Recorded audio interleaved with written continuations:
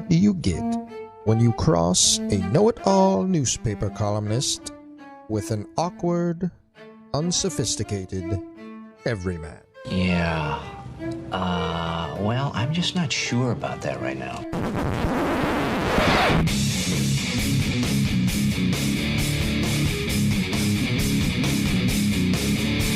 Welcome to Couch and the Rube. Welcome to Couch and the Rube, our Thursday afternoon show presented by our friends at Firekeepers Casino and the Firekeepers iCasino and Sportsbook app. Download their newly updated app. Enjoy the user experiences. And if you've never done it before, there's some sign-up bonuses, some great stuff. Download the Firekeepers iCasino and Sportsbook app today. Bet the games we're betting, or better yet, fade us. Find your own, make some money. And also, our Thursday afternoon show presented by our friends at Front 43 Neighborhood Pub and Cask & Company Kitchen and Bar, the OG of Couch and the Rube sponsors. An unbelievable place to watch football on an MSU football bye weekend. It's a great Saturday of college football. Go to Front 43, get yourself post up at the bar, nice drink, nice meal, and watch some college football without the headache that is the Michigan State or Michigan or any of that stuff. Jason, how you doing, brother?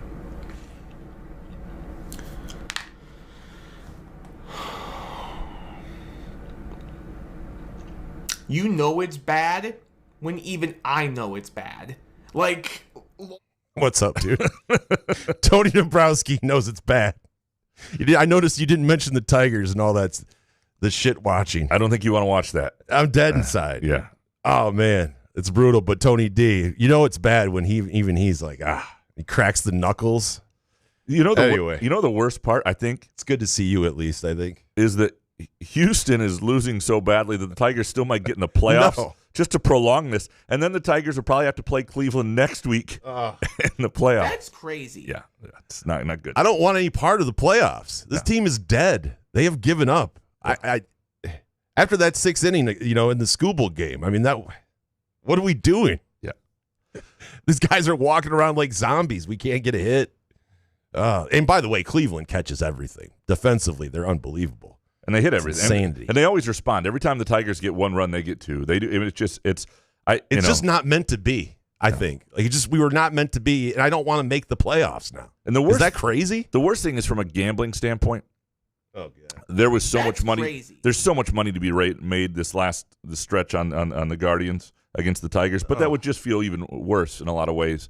I was thinking about that this morning. I was like, man, if I knew $850 was coming my way, and I was like, it would be nice for sure, but I was like, it's blood money. So I'd have to give it away to the Couch and the Rube listeners that get their hot takes disregarded on a week-to-week basis, and possibly their Twitter questions today, because we're going long.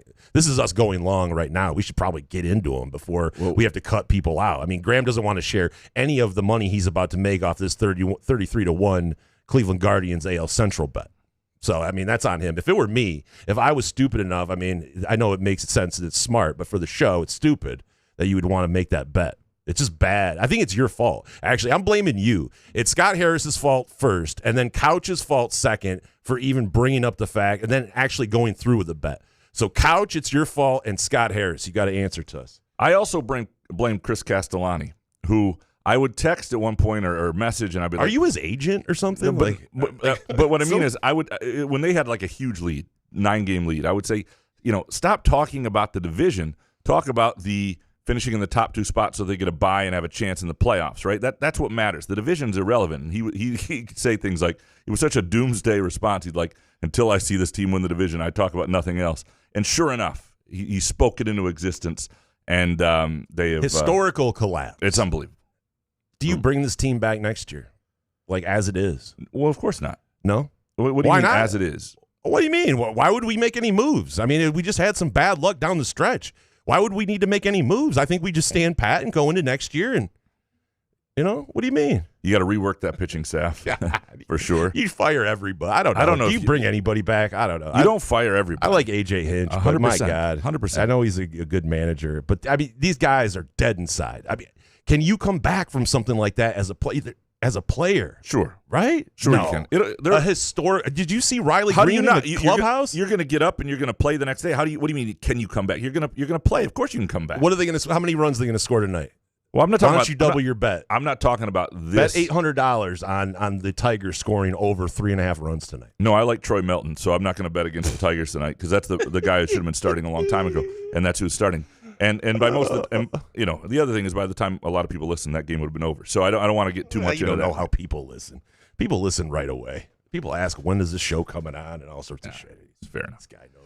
Anyway, what are we doing now? Well, first of all, before we get into anything else, before we get into any the Groovy Donut Twitter questions, I think it's going to be a good show. They ruined my whole mojo, the Tigers. I mean, I was feeling great after Monday Night Football. So take us back to the Lions. I cannot. I wanted to do a Tuesday show. Historical collapse. Yeah. You wanted to do a 20-minute show. You wanted to come in here for 20 minutes. And have you rant about the Lions. I loved it. I wanted to hear it. Yeah. Well, take me back to Tuesday, I can't Jason. take you back, Couch. I have witnessed some of the worst baseball down the stretch I've ever seen in my life. It was a Monday Night Football game. It was fantastic to watch my favorite football team, and thank God for the fucking Lions that they went into Baltimore and kicked ass and rectified the shit. I just love the national narrative. Like, everybody's back on our side now after jumping ship and after what we did to the Bears and all that stuff. So, no, I mean, it was a great, but the Tigers have absolutely deflated. Anything that went on Monday and Tuesday felt great. I try to close my eyes and visualize and remember what that Tuesday morning feels like, because after a game like that where you thoroughly dominate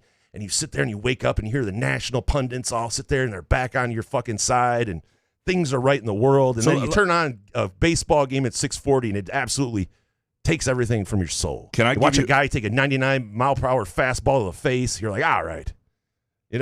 Sorry if I don't have the same kind of excitement that I did on Tuesday, but yeah. Let me spin zone the Tigers. All right, got you. Caution! You are about to enter the spin zone with noted newspaper columnist and radio host Graham Couch. This is the best thing to happen to the long-term future of the Tigers. What are you, Los? What the fuck is this? And here's why. This team was not good enough to win a World Series. Yeah. This team was not as good as it was not what they played themselves to look like in the first half of the season. And there was a danger of them not making the necessary moves, be it with Scott Harris or be it Scott Harris with moves to take the next steps. And I'm not just talking about their young prospects coming up, and we hope those guys are stars, and maybe one will or two will, and that would be great. But there were things about like Riley Green not being good enough to be your lead guy. There were things about this staff being nowhere near, and the approach of grab a bunch of pictures and see what sticks, and that just doesn't always work. Chris Fetter isn't always going to make it work. The approach had some flaws to it that have been exposed to the point that the approach will change. Maybe that means Scooble's traded for prospects. Maybe it doesn't. Whatever it is, yeah. I think there is a reckoning that comes with this that will help the Tigers long term. Now, that said, some of that's BS. It's not. I mean, how long term are we talking? I'm just talking over. I'm talking about not going next year, not going to any games. You trade Scooble for picks and all this other shit, and you don't make any other move. Like, well, we've how long do we have to sit there and take this to where our vote matters by not showing up to games and not paying? They were sending out playoff ticket text before the Scooble start the other day, and it's just like, come on, guys. Like, I don't know. I feel like that's the only way as fans you can get back at the team and show that your displeasure by going, I'm not going to these games. And I'm down for that, because I don't know what to do with this organization the way it's run right now. I don't understand. I don't know when everybody and their brother's telling you that you need some sort of help, and you sit there with your pleated fucking khakis in your office, Harris, and you don't make any moves. What are we supposed to do? Oh, like we talked about on Monday. You're supposed to go, okay, I'll be back next year. See you guys in 2026. It's been fun. Thank you. Historical collapse. Here's me with my brave face on. Go Tigers. Yay. I'm not fucking doing that. I'm with you. I'm sick of it. So hold on. I'm with you. I think one of the things that'll be interesting is, depending on what this offseason looks like and the moves they make, they can't be in this trust us with our prospects, bro. You keep McGee, you keep Clark, you get rid of everybody else. These prospects that you got to hang on to that are such long shot prospects. Keep Clark, keep McGee, and the rest can go. And get me some fucking players. Give me some players that can pitch. Give me some players that can hit. I'm sick of sitting through these slumps, these terrible slumps we've watched these players go through. It's a non-salary cap sport. So it's not even about trading prospects. You can sign people. And here's the question for Tigers fans. We just saw what happens when people speak with their wallets, right? You see Jimmy Kimmel gets taken off the air. 4 days later, he's back on the air. Why? Because people canceled Disney Plus, Hulu. Like, it started hitting wallets, and they're like, oh, shit. That was a business decision, I'm right? canceling my Bally. What are we on now? What are we on? That's what I'm saying. Like, Bally's still? Tigers fans, we can't be this happy, clappy, show up at the ballpark. If they don't make moves in the offseason, you got to show. It's got to be an empty Comerica. Yeah. That's the way you show this doesn't work. And so people have to start doing that. If you show up and I don't know what that sounded like, but like if you then they're not going to do anything. Like you have to speak. But with your why? wallet. Can they tell us why? Why they wouldn't do anything? Scott, why? Like, come on, Chris. Come on, Pizza Boy. Get out here and say why you didn't want to make any moves, why you don't want to pay guys. I do think that Scott Harris this offseason is a penis. Has to sound contrite. And there has to be contrition. He can't sound like the smartest guy in the room. He doesn't show. He doesn't. I don't think he has that button to push because that doesn't work. Yeah. What he's doing. What he's doing right now. Just Charlie Morton. It doesn't work on any. It doesn't work on any level. I'm sorry. I just don't want this. I mean, do we want this team making the scenario you just described about having to play Cleveland again? I don't care. Dude, I cannot imagine. I don't even want to watch tonight. I didn't want to watch last night. And T's like, she's like, you got to watch. I mean, come on, you got to watch. I'm like, all right, fine. Because I talk shit, like I try to stay. Like, that's the thing is, I'm not good at that kind of stuff. Put my foot down and going, I'm not going to watch next year because there's going to be nothing on. I'm like, God damn, the Tigers. I could turn the Tigers on, Anyway. So I just need someone to lead the charge, and I'll jump on. I'm just not good at leading that charge. Like, I am not going to watch anymore. Yeah. Because I love sports, but dude, why does my favorite teams just love to do this to me? It's unbelievable. I have never seen players look like they just saw a ghost. Like, I'm not trying to be offensive, but like they saw a ghost or something. They look terrible. Riley Green is shook, man. Yeah, it's matchup based. They look like they have no. And by the way, if Skubal, I understand he's Tarek Skubal, but if he smokes a dude in the face with a 99-mile-per-hour fastball, maybe take him out. Right? Every time Casey Mize farts wrong, you pull him. The guy hit a guy in the face with a baseball at 99 miles per hour that he threw. Why wouldn't you go, all right, we might need to get Tarek out of there because it ain't going to work. Right? I mean, Jesus. He threw his glove. He was devastated. But we leave him in there, and then it's just catastrophic. And not a ball like enters the outfield. It's just, I have never seen something come together like that where you're just an absolute shit show. But thank God for the Tigers. Hold on. Let me switch the mood. Big night. Let me switch the mood. Señor. Vamos, Lions. Vámonos, a ver, 1, 2, 3. Vamos, Lions. Yeah. Fuck yeah. All right. Let's change the mood. Sorry. You good? Yeah, I think so. Okay. Until 6:40 tonight. All right. So before we get into it, I think it's going to be a great show with Groovy Donut. Twitter questions, some really good stuff. A lot of stuff on MSU football, Jonathan Smith, Jay Batt, rev sharing, all that stuff. Some Tigers, some Lions, MSU hoops. Before we get to all that, what we are betting this weekend, and we're not going to do specific games like we sometimes do with Harry. We didn't have Harry this week, but Harry got kidnapped. Harry's been kidnapped. Yeah. We're hoping to find him. Hopefully he's with Bruce Springsteen somewhere in Spain or something like that. Before we do that, what we are betting this week, presented by our friends at Firekeepers and the Firekeepers iCasino and Sportsbook app. What are you betting this weekend? Let me ask you about a game since we're not going to break the games down. Okay. Because I have not placed any wagers other than the United States. I paid a little juice on that. I think on the Ryder Cup. On the Ryder Cup. I think the U.S. I think they hammer Europe. I think that there's a little juice on the U.S. because I think some of the books are scared of the United States because I think they're trying to pull people in with that plus 150 Europe kind of money. But let me ask you about Penn State, Oregon, right? Because at the beginning of the week, I was like, oh, Oregon plus 3.5, right? But it's a whiteout at night where Penn State is 10-1 against the spread in those kind of games. James Franklin, this is his time to do this, right? Because what's Oregon ranked? He's not good against top 10, top 5 teams. They're there, though, yeah. But that 3.5, I feel like they're trying to pull you in there. So I've changed my bet from that. I want to hear your thoughts on it. And I've gone Penn State minus 3 and a hook. See, I just stay away from me because here's my problem. I don't trust either coach yet. And I'm not saying Lanning is James Franklin. But what I'm saying is Lanning, he's got this smug smirk to him. He's got all the horses in the world. I want a stupid-looking face. He's young enough that he hasn't been in enough of these games where somebody else has the same horses as him. And so let's see what that looks like. It is a tough place to play. I kind of like the value a little bit on Oregon. But, yeah, the night whiteout scares me. If this was a 3:30 kickoff, I think that hook, they're trying to get you in on Oregon to kind of dump money on that when they know this is Penn State's time. So. Complete stay away. There are a lot of interesting games to kind of watch and learn from. Indiana at Iowa, right? We learn a little more about Indiana. You'll have to tell me about that one after it happens. USC coming the other way for Illinois, trying to bounce back. Noon game in Champaign. Like, what does that look like? So they're getting Riley's like, wait a minute. We played the latest game on the slate last Saturday. Now we're playing an early game. Welcome to the Big Ten. Yeah. There you go. Yeah.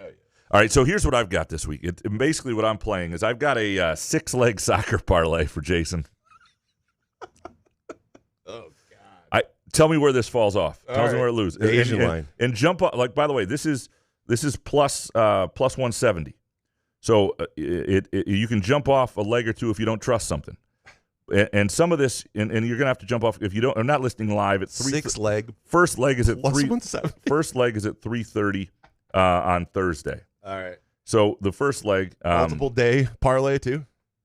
Not just multiple it's leg, over days. the whole weekend. Over the whole weekend. All right. It's the soccer parlay of the weekend. Okay. And of course I got logged out just as I was doing that for being off. Yeah, off. Please hold on. What a build up for this thing.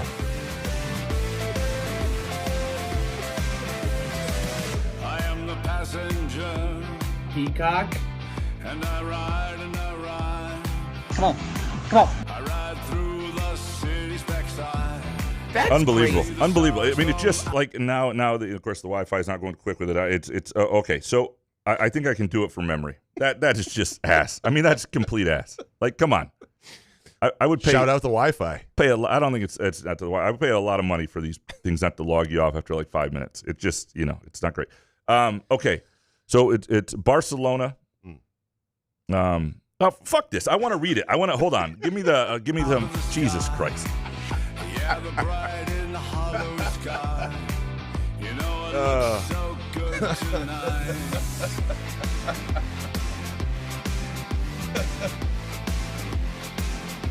You could write it down. I am a passenger. He got it! Okay. Under glass. Sure? I look through. Yeah, got it. Okay. Sorry. Unbelievable. Sorry for the meltdown. Now you know how I handle pressure. Barcelona, minus 550 today at Oviedo. I don't even know how to pronounce it. 3:30 kick. But if you don't get that by today, it's still good without that. Bayern Munich at home against Werder Bremen, minus 1,500. Man City at home against Burnley, minus 700. Tottenham, I love this leg of it, at home against Wolves, minus 250. That's the diciest of them, but I like it a lot. PSG at home against Auxerre, minus 800. And then also the Lions, minus 520, home against the Browns. You throw the Lions in it. Oh my the Lions God. are the capper. So it's a 5-leg soccer parlay. Maybe make it 4 legs, 3 legs if you want to put the Lions in there. There's a lot of ways to make it even money. I love that this weekend. You don't always get that where you get sure thing favorites. This is the week to make it in soccer. And I apologize for the meltdown. Maybe we'll fix So there's that a in post. game tomorrow, but if the people listen to this podcast tomorrow, they won't get that later. There's a game today at 3:30, and then there's a game Oh, tomorrow, Jesus. and then there's a game Saturday. But even it's sort of a ladder in the sense that even if you just get on by Saturday, there's enough over the weekend to make that work out as a 4-teamer. So that's what I would go That was with. so great. I'm sorry. That was amazing. That is what we're betting this weekend, presented by our friends at Firekeepers Casino in Battle Creek off I-94. Great place to go on Dacey's Tap Room.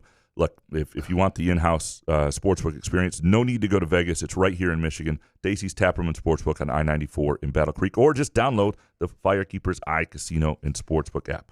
All right, you ready to get into these Groovy Donut Twitter questions? I am, but I feel like if you give a 6-leg plus 175 multiple day parlay, you deserve technical difficulties. I'm just saying. That's fair. All right, Eric Schultz up first. Mark D'Antonio won 9 games in year 2 with Brandon Long and Trevor Anderson starting at defensive end. Remember them. And a quarterback who threw 9 TDs and 9 picks. Their record against bowl teams was 5-3. Tell me again why what we're seeing is simply a case of not having the horses and has nothing to do with coaching. Well, a couple things. I'm not saying it has nothing to do with coaching. D'Antonio was a hell of a coach. I'm saying it's too early to know that. And the record of the track record of the coaches on Michigan State staff is pretty good. And the biggest difference between the year twos, is that in that era, D'Antonio kept everybody. Like, nobody left. So there was no, you're not trying to replace half your roster. You're not going with 71 new players in year one and all that. That's the big difference, is you were able to keep what was there and build on that for better or worse. And you could argue sometimes it's better to get your own guys, but it was just a different era of it, right? And so that D'Antonio, I don't think, does well losing as many guys as Jonathan Smith did a year ago. And maybe he would have figured it out. But I think that's I think it is a largely a matter of horses. I think the horse situation is very different. Dominic? Eric Schultz, does MSU need more talent to legitimately contend? Of course. Do competent coaching staffs have several lower-tier MAC-level position groups year in and year out? No. Why is that so hard to comprehend, Graham? Need the spin zone? Yeah, no, I don't know what you want me to answer here. I mean, I think MSU needs to prioritize its defense and use its rev share dollars more on that side of the ball, whether it's retention and guys they develop or going out and, putting quite a bit of money into a couple defensive players. And even if that takes away from somebody else, your next punter maybe kicks it 12 yards. That's okay. You get you have to be able to sack the quarterback better than this. I'm with you. I mean, they need better talent than they have. I don't know where we're going with this, Eric, but I appreciate you. Also, I sent you a new one with Dominic has a third one. He got in late here. Okay, so what do I need to do? Open the email. The whole thing is there. Right, but I put it in something. Okay. Okay, I see what you're saying. I put it into something else. You keep yours open. I'll read Dominic. Let's do that. Is he next? Yeah. Okay. Does that work? Yeah, go ahead. He says, never got a notification for questions. This is an Elon issue. You sick 33-1 son of a bitch. I'm coming for you, Couch. And I don't notice your hot takes scrubbing on Monday. MAGA censorship ass move. And when the LSJ's price going to come down again, give me one of those fucking promo codes, all right?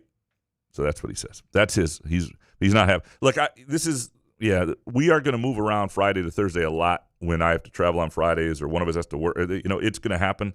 So just be aware the Thursday thing could happen regularly with the final show of the week.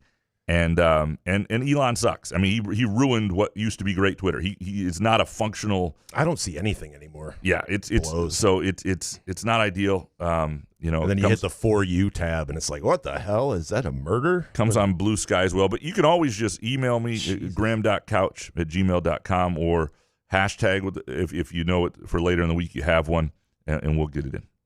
Kurt Wisniewski. Ownership lets Tigers and Red Wings GMs focus on minor league success over championships. Should fans stop attending games? And what would GM Rube do? What would GM Rube do? I mean, I don't see how you can bring, if this group misses the playoffs altogether, the mentality of this group of guys together. I mean, you got to shake up that locker room, right? You definitely have to get some sort of bat. Some right-handed bat, right? I mean, so are you talking about getting rid of Harris or no? I wouldn't be mad if they got rid of. I mean, it's not going to happen. I think Harris and Hinch don't go anywhere. But if Harris did go somewhere, I'm more for keeping AJ Hinch than I am keeping Scott Harris, I guess. I think my challenge with the Harris thing is that when you bring in a new top baseball executive. Like the scouting departments, everything he's doing permeates throughout the whole organization. So to restart that, I don't know that you do that on this. I understand. I guess we need more clarification of what's going on with ownership as well. Is Chris Ilitch holding Harris back? Is he telling him not to do certain things? Then if that's the case, I can't really blame Harris if he wanted to go and make a move and ownership is telling him not to do that. So, I mean, it's easy when you go into a catastrophic kind of end of a season to where you wanted to start firing, get rid of people. But we have worn Scott Harris all season long, before the All-Star break, the trade deadline, all of these things of like everybody and their brother was saying we need some sort of pitching, and he's just going no, we're good. He committed the cardinal sin, and Izzo has done this recently and other things. The cardinal sin is to have every fan in the world realize something you're doing isn't enough, or something else needs to be done, or a position of weakness, or whatever it is. This happened with center a couple years ago with Izzo, and you stand firm and don't do it, and then that winds up being what bites you. Right. And so when that happens, when the fans are smarter than you, and then you come back and like every executive and coach, and you act like, well, you don't really know what we go, people get pissed.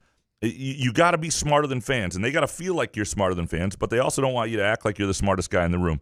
And so I to me, the post-mortem of this season with Scott Harris, he needs to be contrite and sort of – he needs to admit that he should have done more, that it didn't work, and that the approach – it's not that it didn't just work. The approach he used needs some evaluation. Because people will forgive him if he doesn't dig in on it, right? And people will forgive him, and people want it to work. People don't want it not to work. They want him to be the right GM. There have been some good things since he took over. They want this whole thing. People like A.J. Hinch. They like a lot of these players. They just want this thing not to look like. So what you're saying is like an apology. Like when Derrick Henry, he fumbled again. It's like his third game this season where he's fumbled. The Ravens lost against the Lions, and he came out and said, "I'm sorry, Flock Nation." That. I'm not even a Ravens fan, but that would make me feel a lot better about the scenario than just coming out being more smug than ever. I'm going to tell you what. If Scott Harris were to say, "Man, I screwed this up. I thought I had a plan, and it royally backfired, and I will learn from it." I'm sorry, Tiger fans. People would be okay. Yeah. I think that would be like, man, even if he doesn't believe it, even if he had a plan that he thought, boy, this could have worked. If he gets defensive and does the smartest guy in the room thing, he's going to lose people.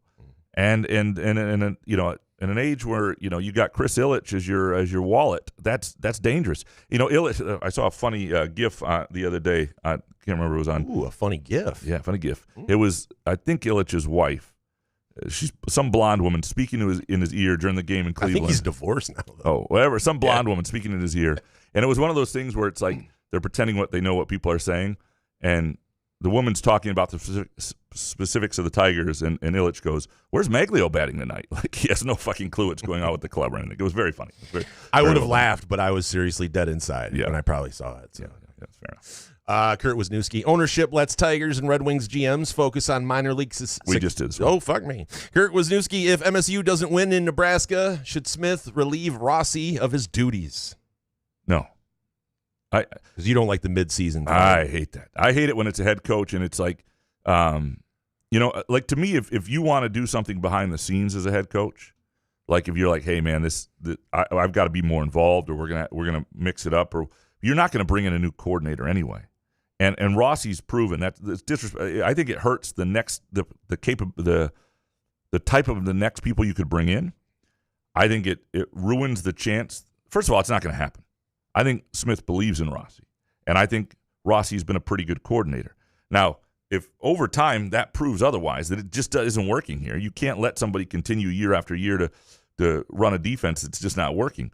But I don't think 4 games into year 2 on a road loss at Nebraska, and again, the midseason stuff, it rarely helps, and it's usually a cop-out for a coach who's about to go. I have not had anywhere near the questions about Jonathan Smith that a lot of fans have. But if he were to fire Joe Rossi, I would have a lot of questions about the future of Jonathan Smith and his leadership. Wow. Because I don't believe in that move. I don't like that move. If you just 4 weeks ago thought this was the right guy to come in with the season, I hate that move. That to me, it's nah. I just don't. But even if you still can't get to the quarterback, you got to try to shake something up. And the next guy, if you bring in, you go, okay, just don't be this bad, and we won't have to fire you midseason. Yeah, but.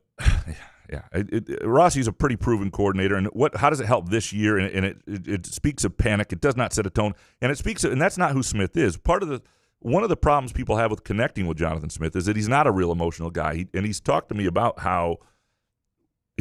Part of it's his personality, but part of it's he doesn't want moments in games. He doesn't want his team to overreact, to have these highs and lows where they don't, where they don't keep their cool and keep their head.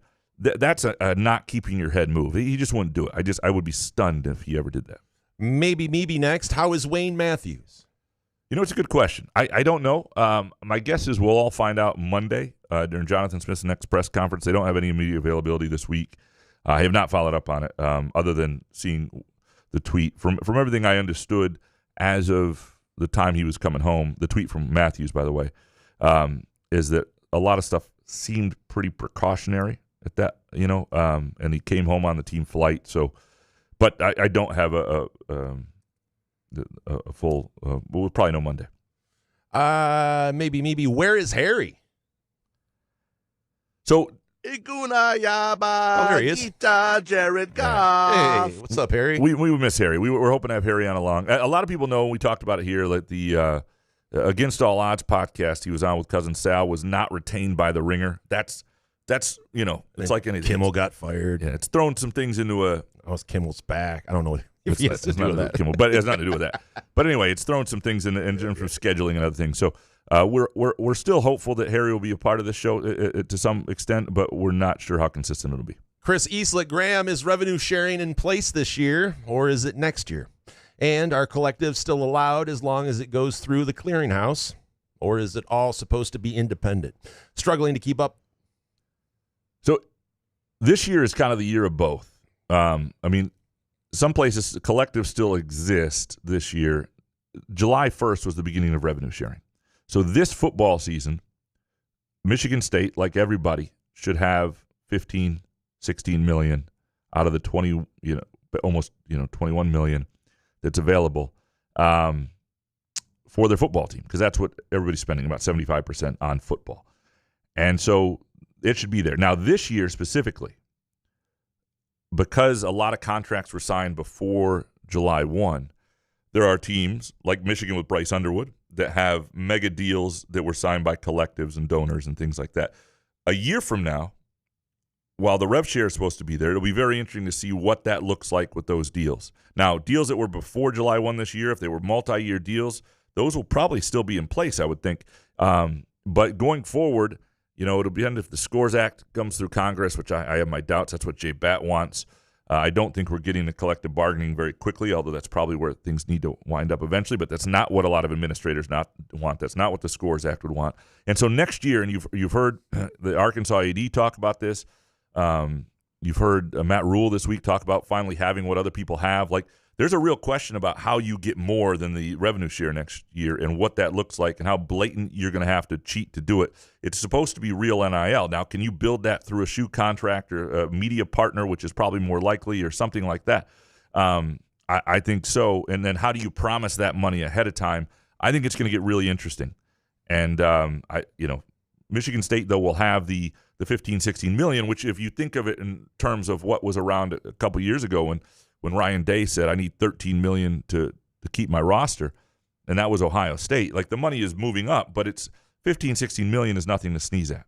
And I do think the money is probably going to move down a lot of places in basketball, and that's already happening. The bubble is over a little bit there because it's just not a sport that generates that much revenue. So I don't know if that answers your question, but right now it's a little of both. And Michigan State has is part of is like any Power 5 school is going to have 15, 16 million to spend, and they'll do it through what they make and donations there as well, but it'll be coming directly from the school. And beyond there, it'll be contracts and supposedly somewhat legitimate NIL. We'll see. I have real doubts about that. But as it stands right now, a year from now, if you're trying to sign somebody outside of the rev share to like an NIL deal, and it's supposed to be somewhat legitimate. If it's not, and I'm not saying the NCAA has any teeth on it, but you're blatantly saying you're willing to cheat, and maybe a lot of schools will just do that openly. I'm very curious to see what it looks like. We're in a real moment of transition here, and that's how you use that 15 to 16 million is, to me, going to be the most important thing. You're not going to be able to do everything, and certain positions are expensive. You got to develop guys. You got to retain guys. You're going to have to get guys where you need to. Same deal there. But how you parcel it out will, and the schools that do it well will have real advantages. Next one from Chris Eastlick. Do you think there is a real danger that programs that are considered average right now could be stuck in purgatory in today's college football? As you are building, you get guys that flash. Other teams take them. You recruit well, but then those guys get taken. All of a sudden, you just keep spinning wheels at 6-6 because you're never able to stockpile talent.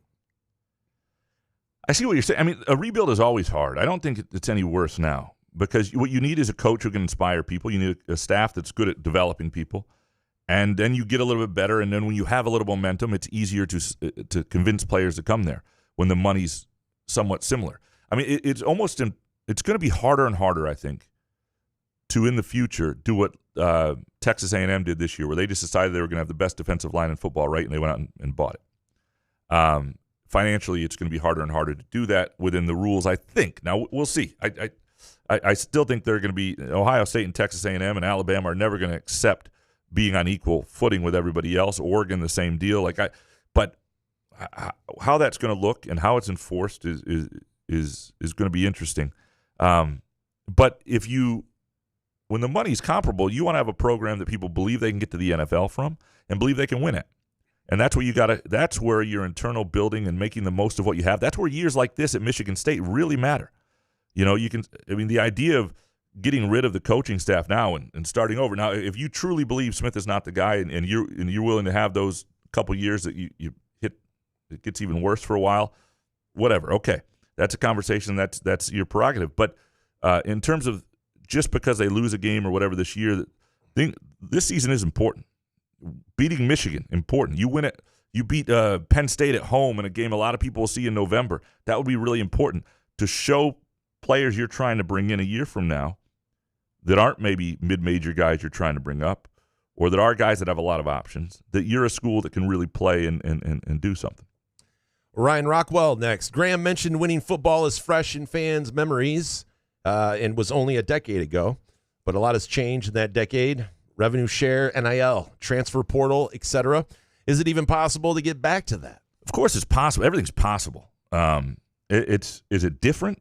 Yeah. I mean, the way Mark D'Antonio did it is probably not, where you keep everybody, you develop, but what D'Antonio did still works in the sense that you look at like the 2009, 10, 11 recruiting classes. And one of those years, and I don't want to get it wrong here, but one of those years, if you were to go back and just look at it, it's like the best recruiting class in the country, even though it was barely a top 30 class.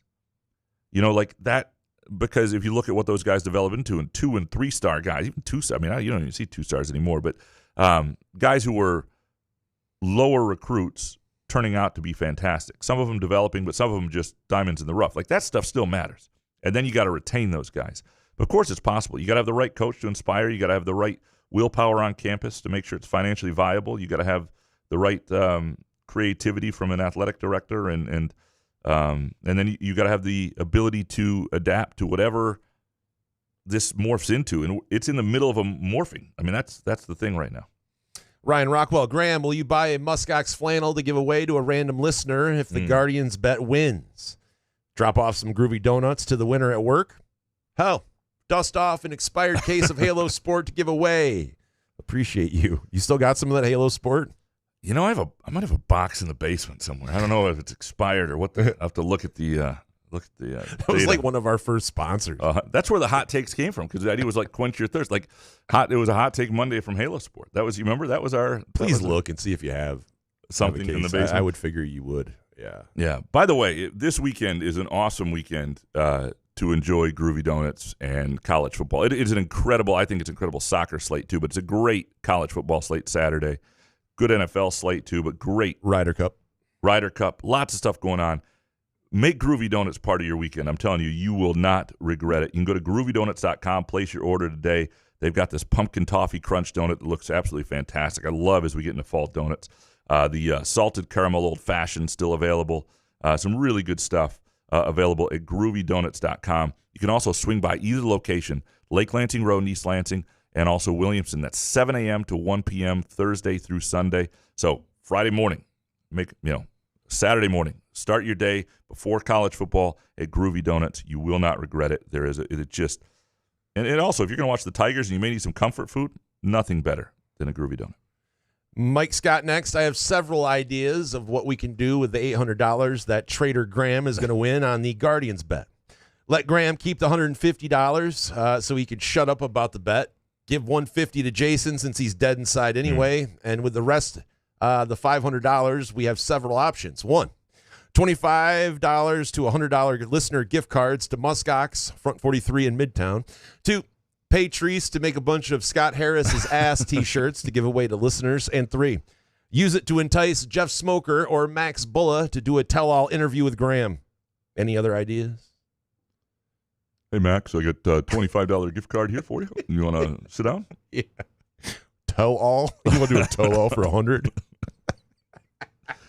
I know you're making good six-figure money here at Notre Dame as the linebackers coach, but I got something for you. Yeah, just have 25 questions for you. I will say, if you put it in the, Max Bulla would be a good Muskox man. He looks the part, and certainly Groovy Donuts is tough for anybody to turn down. So maybe there's something there.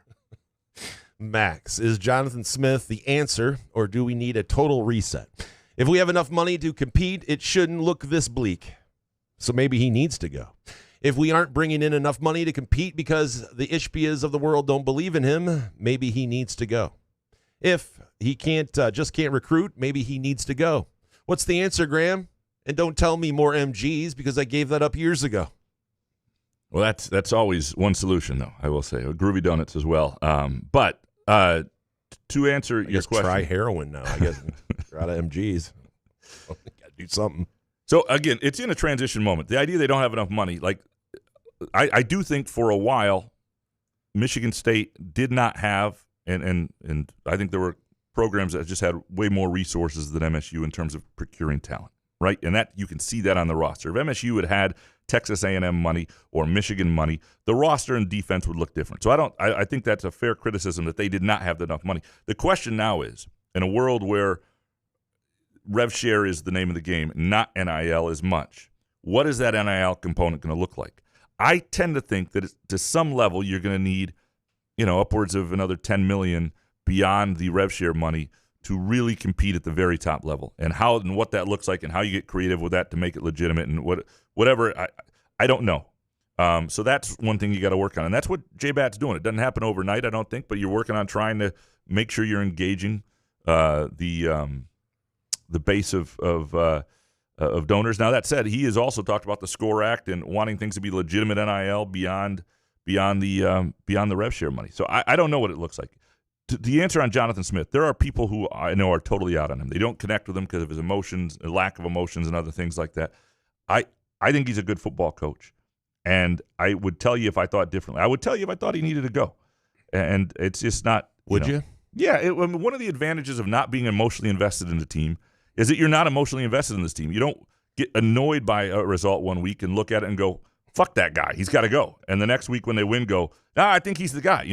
That's and I don't blame anybody for being that. That's the role as a fan is to live and die with a team and have these emotions. And we love to have the takes here and talk them out and all that stuff. I don't think there is enough evidence yet to know whether he is the answer at MSU. I know lots of people disagree with that and think it's not going to happen. I just think he's 16 games in after taking over a complete mess, and the program he came from, he took over a bad program and made them a good program. And I think he's got a pretty good staff. And I'd kind of like to see where it goes and if he has the resources around him to make it work. That's where I'm at on it. Skylar Verdon, I was going to spend some time with friends and family this weekend rather than watch football. Jesus, why? Am I a bad person for not thinking of the network executives and not keeping their ratings as high as possible? Should I consider how Greg Sankey and Tony Petiti want me to spend my time? I would not. No. I think because people will watch them anyway. Yeah. I have to say, my wife is going to be out of town this weekend. Oh shit! I am thrilled. I mean, I am. You're not supposed to say it that way. Sorry. So much excitement. And here's the thing. Here's why it's. That was a bad way to put it. But damn, dude, I've never heard you that excited. Here's why I'm excited. My wife is great. If I told her this Saturday, it's an amazing college football Saturday, noon through 11 p.m., it's the bye week, and she would get that entirely. It's like my one Saturday off, and I said, I want to watch soccer in the morning. I want to watch that Liverpool-Crystal Palace game at 10. I want to watch college football and soccer at noon. And from 3:30 to 11, I want to watch college football. Yeah. She'd be like, okay. And she would happily. That's how that goes in your mind, though. No, she'd be good. She would happily do other things. I mean, she has other friends. I don't know if she enjoys spending all that much time with me, all that much to that degree. Anyway, but there's the fact that she's having a great weekend with a friend out of town. Huh? Who's this friend? It's a woman. Oh. Yeah. Well. No. That's, I see where you're going. Yeah. But it takes any guilt away. You know what I mean? Like, it's just, I can just. What are you going to do? Well, Groovy Donut it up to begin with. Right. I mean, that's but I'm saying, what does that question. entail? Like, so you don't even put When on I go pants. to Groovy Donut. Oh, yeah. Pants are like not even a thing. There are days I don't put on pants. I'm wearing basketball shorts right now. Yeah. And it's not because I didn't want to put on pants. It's because from the time I finish the Twitter questions, make my coffee, and get out the door, there's no time. What a grinder this guy is. Yeah. Doesn't even have time to put on pants. He's getting to the the idea that I would put on pants on a weekend beyond basketball shorts is the real question is, will I change out of what I sleep in? And I don't know. Yeah, that's what I absolutely know. not. Right. Austin Wolf next. Since half the MSU fan base wants to fire Rossi and some Smith, who are they planning on replacing these guys with? Lots of jobs to fill and not a lot of elite candidates. Fund this staff. I mean, Mike Gundy's available now. I mean, you bring in the mullet. I'm a man. He's what, 55 now? Yeah. 50. No, that's not enticing. Yeah, Mike Gundy. See, that's the thing. I don't know. I mean, the guy that if Michigan State were to go in another direction, he won't be around. Is Pat Fitzgerald? It's the guy That's a hot take. But he'll go somewhere this year, and again, I don't. UCLA. I don't. He doesn't seem like. I think there will be a better opportunity for him to some degree. I would hope so. Yeah. Parker Weiss next. Jay Batt must be working on or has plans to start doing his thing on a bigger scale, especially with football and basketball. Is that just pounding the bushes hard and allocating it in better ways? Seems he's only had a chance to display smaller tweaks to the fan base so far because of when he was hired. Pound the bushes. Yeah, I mean, I'm sure there are initiatives he's working on. I don't know exactly what they are. You know, I've chatted with him in a group setting once and got a little bit of feel for him. You and Chad Latz. Chad Latz broke bread. Knows him well. Jay Batt. So, you know, he does seem like a sharp guy. He seems, I went to the Lansing Economic Club when he spoke there and was interviewed by the President Guskowitz from Michigan State. And how exciting was that? Well, it was interesting because, he was asked at one point to describe his leadership style. And so they had a couple coaches from Michigan State who were also there. And then Jay Batt's answer, I believe, was direct. Like, I don't believe he's a BS guy. I believe there's a little shark in him, and that is probably what Michigan State needs right now. I'm very curious to see. I think he's a pretty good hire for the time based on his personality and other things like that. Because I think this is one of those periods in time where a lot's changing and you don't want to get left behind, and you got to be willing to make hard decisions quickly, and I think be pretty direct. I thought that was a good, promising way of saying it. Ken Chu next. If you told me MSU would be 3-1 after 4 games, I would have taken that. If you told me MSU would go to USC, score 31 points and cover, I would take that. If you told me they would do that while losing 3 of their best defensive starters, I would have said, are you high? And I would have said, Ken, yes, I am. Absolutely. Well, that's the other. I mean, I do think a lot of people are actually pretty okay with a lot of what they're seeing from Michigan State football. And part of that was the offense was pretty good. There are some issues on that offensive line, but there's some injuries too. But the offense is pretty good. And the Childs and the passing game looked great. And then there was a fight to them in the second half that I think was really important. When things started to look ugly and they could have rolled over and sort of accepted their fate, they did not, and they made it a game again. And that was on both sides of the ball. And there were a couple moments defensively, even as they were getting steamrolled. And I think that level of grit was important to see. And so I don't think people are out on this team. I think people are worried about the defense, and then some people are just out on Smith. But that'll change if he wins. If they beat Michigan, for example, that'll change quickly. David Jackson next. There are gurus saying that MSU is expected to lose out for the rest of the season other than UCLA. What kind of payout on a $10 parlay would you expect if you bet on MSU to lose on the money line in those 7 games? And how likely do you think it is that the MSU will finish 3-8? Yeah, so if you did and you can certain books have that where you can do a. Can you go that far ahead? Well, you can't go that far ahead, but if certain places will let you do a parlay with open spots to a certain degree and start one leg, and that's usually the the unofficial sites where you have a guy you meet in a big parking lot or something like that. But that's a separate. David's he's just dipping his toe into the gambling thing. Right. We don't need to get him. That's true. Get him in trouble offshore. Yeah, that's a good point. I do not. I mean, if they were to lose to UCLA, they would be heavy favorites against UCLA, who's not a very good team. So you would get a lot of money in that sense. To go 3-8, because UCLA is not good, and that's a home game. Plus, you got to lose every other game. The idea that Michigan State would go 3-8, including losing at Nebraska, you would get. I don't know what the odds would be, but you would get enormous odds. David, what is so difficult about occasionally having a blitzer get through untouched and get home to the quarterback? Does every team other than MSU collect sacks this way, even just once per season? And from C-Dubs 91. Normally, if a D-line can't get pressure, you blitz. Maybe I don't know enough ball, but it doesn't seem like MSU blitzes a ton. Is that true? Is there a reason for that? And should they blitz more? Yeah, I mean, it doesn't seem like there's like a suicide blitz. Watching it everybody, back, yeah. See what happens. Corner blitzes, yeah, tons of just like it doesn't seem like there's all out. There's some, there are blitzers coming. There's pressure coming from different ways. If you watch it back, like you'll and you just watch that, you'll see where they're bringing different guys from different areas, but it's not getting home, and I think that's the thing. And then if you're not getting home anyway, then what does that mean for the back end? They've got to figure out some things because you can't go through a season. Not getting home like they didn't last year in the Big Ten play, and they haven't this far. It's worth taking the risk on the back end if it's going to be like this anyway. The more concerning thing I think against USC, and maybe this is just USC because they're so good and they're so balanced, and so we'll see if this continues. But Michigan State have been pretty decent against the run, other than some run fits where they've been out of place against like Youngstown and stuff, and that didn't look great.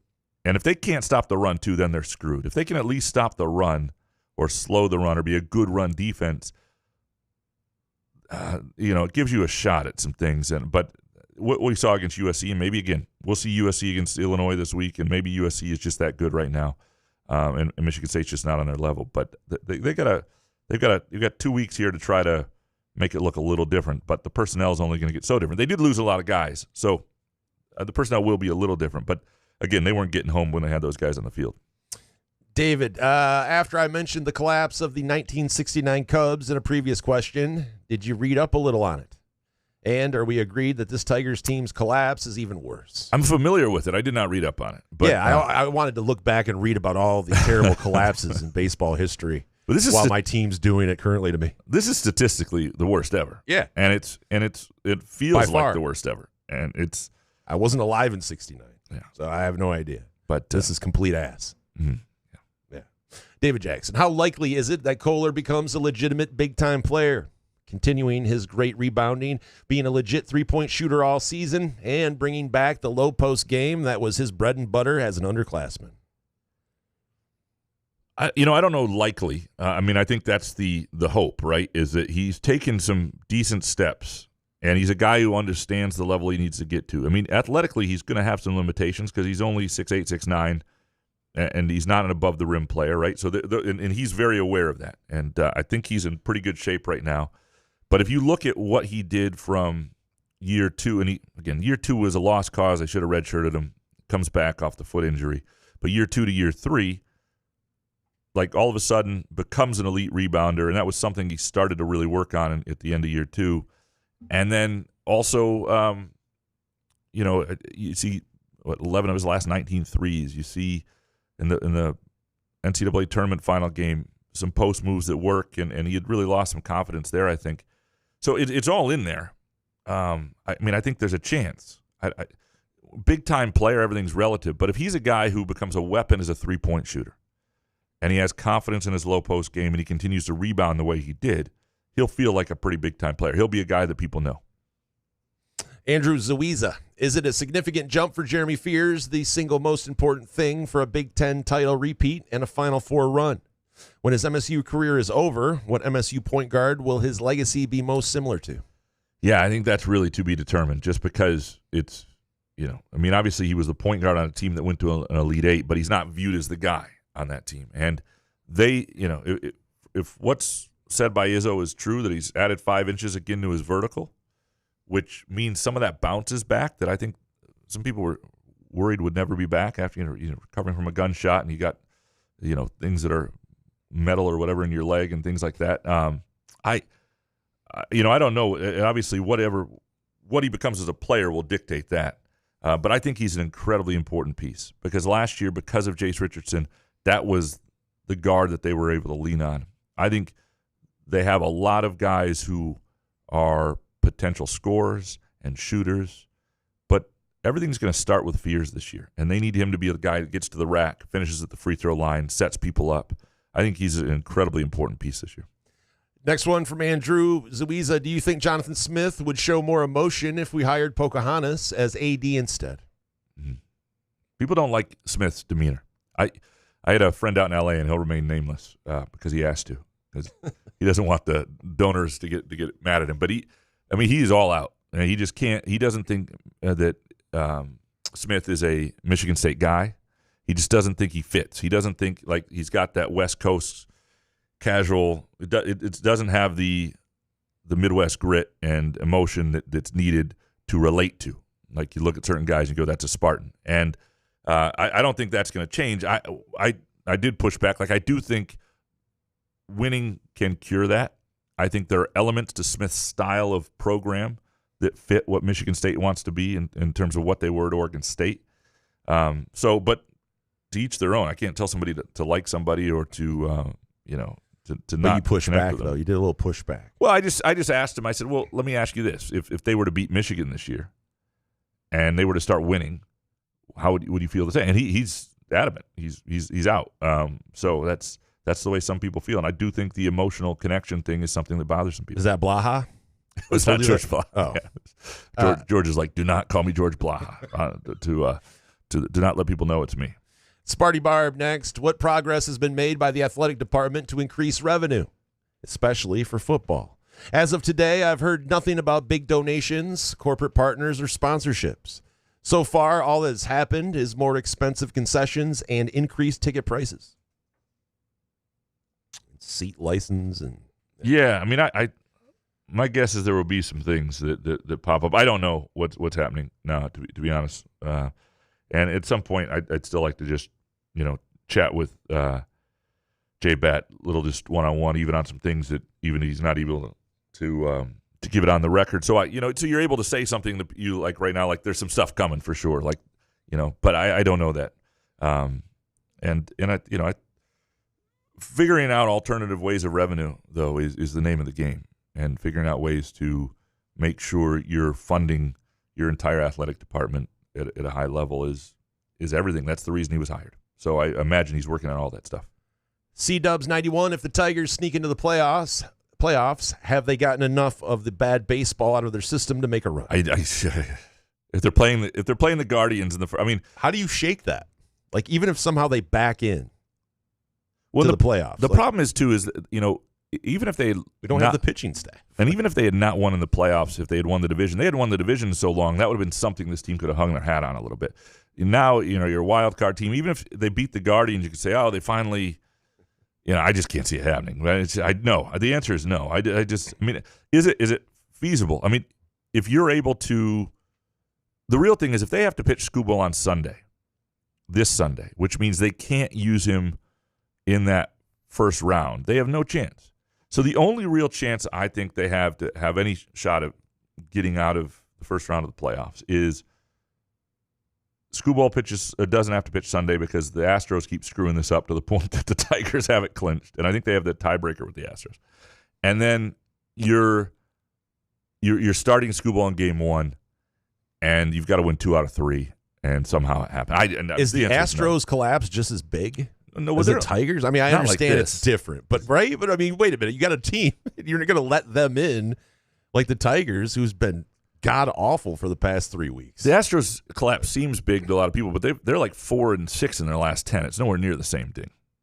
Yeah, I know. I didn't mean exactly. I'm just saying it's crazy that you could let. Anyway, T-Bone's dad. Would it have been better for the overall morale of the Tigers fans to experience neither the thrill of the run last year nor the epic clusterfuck meltdown of this year, and just continued on with the mind-numbing sub-500 path we've had for years? I'm dead inside. No. Absolutely not. I was at that home playoff game. It was unbelievable. That run last year, it was so much fun, and it was great to be at Comerica feeling the vibe of playoff baseball. I will keep that forever. So, even though it's god-awful this year, I'm glad we got to experience at least something last year. And it's better to feel than not to feel, I think. Because also this you go into the offseason, people are, they may feel a little dead inside, but they're curious what they're going to do. How do the Tigers respond to this? It's better to be alive again, even when it's painful, than not to, I think. That's I guess. Yeah. But your ownership and GM isn't going to do shit. Especially 33-1 on the Guardians, Shut up. Ralph E., many good games this weekend. Xfinity doesn't buffer. Appreciate you, Ralph. Bye-week question. The ACC and SEC have 9 conference games plus 1 Power 4 non-conference. Will the Big Ten follow suit and burst Indiana's scheduling bubble? I hope so. I mean, for a long time, the Big Ten had the tougher scheduling than the ACC or than the SEC because the SEC had these, only played 8 games and played these late season 1AAs and all that stuff. I love what the SEC is doing, and I like what the ACC is doing, and the Big Ten needs to follow suit because, what I would do if I were judging Indiana is you don't want to play a 10th non-conference or a 10th Power 4 conference team. That's okay. If you don't want to do that, if you're any of these, but understand we're going to assume you lost that game because everybody else is playing the grind of a 10th game, that extra game. And so you don't have to play it, but you have to assume defeat. So if you show up with your 11-1 record at the end of the year for a resume, that's 10-2. You don't have to play it, but it's an assumed defeat. You can't not play whatever. You can't not. And somebody said, well, Michigan State just played Boston College. The point is this: you're playing teams with similar resources, same amount of rev share dollars, same amount of scholarships. Those things matter. Like you're not cheating the system. I mean, Indiana. My contempt for what they're doing there with that scheduling is growing and growing. It just goes against everything I believe in. But they're obviously a very good team and a very interesting team, and they played one freaking game, and they were amazing in it. But I still hate what they're doing. Bulky Bartakamus next. Did I just solve the transfer portal chaos? Cap the number of transfers a school can accept. The players retain complete freedom of movement, albeit at a greater risk of not finding a home, but it would result in less year-to-year roster turnover. Yeah, I think this would get sued to oblivion. I was about to say. I know they don't win these lawsuits as is. I don't see this one's holding up. Be in the court system forever. Yeah, I mean, to me, I would love if you could only transfer once, or if you couldn't transfer till after your freshman year or after your sophomore year. But that stuff's even not gonna stay. What ultimately is the only way it all come down is if either players realize over time that some of this transferring stuff hasn't paid off, or and I don't know that that's ever going to happen, or they're multi-year contracts, and a lot of what players are being signed to is tied to that. Spartan Dog 97 next. Did Alan Haller even call Kirk Cignetti?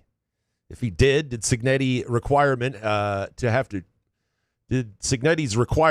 to top of the line NIL funds disqualify him in Haller's eyes? I don't think Haller looked at Cignetti, but most people didn't.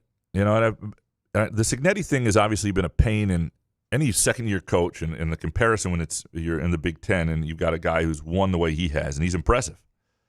If we're just going to go on Cignetti, there are about 100 ADs that should be fired in college football because he was this coach before this. He was this coach before James Madison. He'd been really good.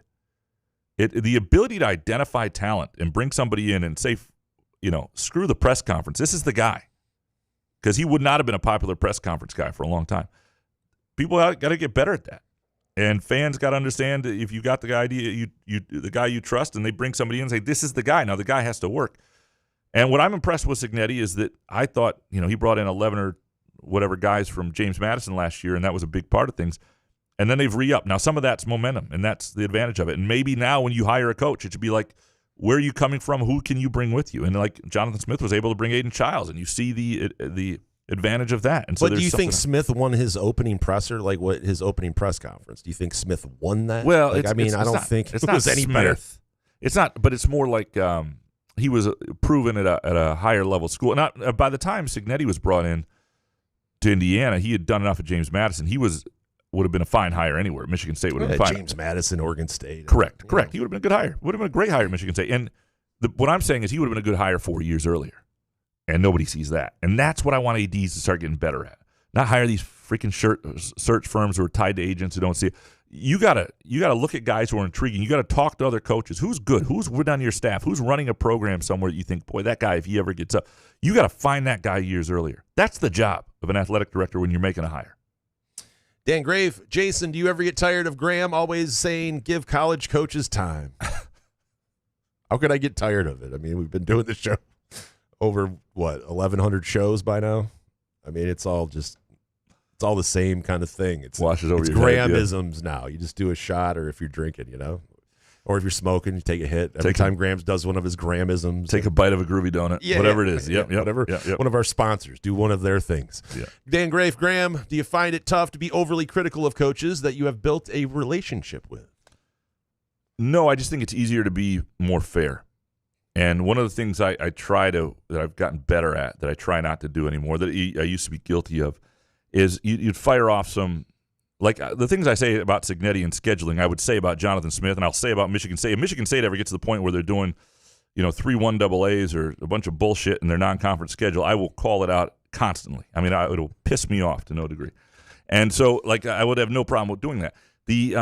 But what I think a lot of people fall victim to, especially younger writers, and is they're quick to be critical of things that are outside their sphere and slow to be critical inside, and I think it hurts your credibility. And I'm definitely guilty of that, because I think you should be as fair to the people outside the world you cover as you are to the people you are inside. And it's easier to be fair because you understand more and you see more close up, and that's part of your job, is not to react as emotionally as an opposing fan or who thinks everything sucks anyway, or a fan of the team, whatever it is. Your job is to, with a level head, judge what's in front of you. And then that's easier to do when you build relationships, not just with coaches, but with people around what's going on, and have a better feel for it. And I think just being fair is easier. But I don't find it tough to be overly critical. You should never be. But critical, I don't have any problem with that. I'll say that. I mean, I think I'll be working at the LSJ after Jonathan Smith's done at MSU, after Jay Batt's done at MSU. Wow. I say that, but I work for a company that could let me off $20 tomorrow. bills coming in. Yeah, who knows? I've chosen to live here. We made the choice 7 or 8 years ago that we were not, when my wife was in Chicago and we had some opportunities there, like Lansing was going to be our place, and so I'm gonna, I had this conversation with Mel Tucker at one point when he was, when we were having some issues getting along at one point. It was just like, we don't have enough time. Is that what he said to you? That. We didn't say it like that, but I was like, Mel, I'm not going anywhere. That's a. You said that to him? I did. Yeah. You said I'm not going anywhere? Yeah. What is that supposed to mean? The idea is, he wasn't threatening me or anything like that. I'm not saying, but he was frustrated with something. But it was basically like, we can get along here and work this out. Testy. Well, of course, it should always. It got a little testy. There's nothing wrong with a testy conversation. Like? We can talk about it. It can't be any worse than what he did on a phone. I mean, what could have possibly that you guys got into? Was it about that? It was not that. It was long before that. It was a tweet that I had sent out that he very much misunderstood. And to this day, it's easy with your Twitter. I understand. And I think somebody on his staff actually misunderstood it first.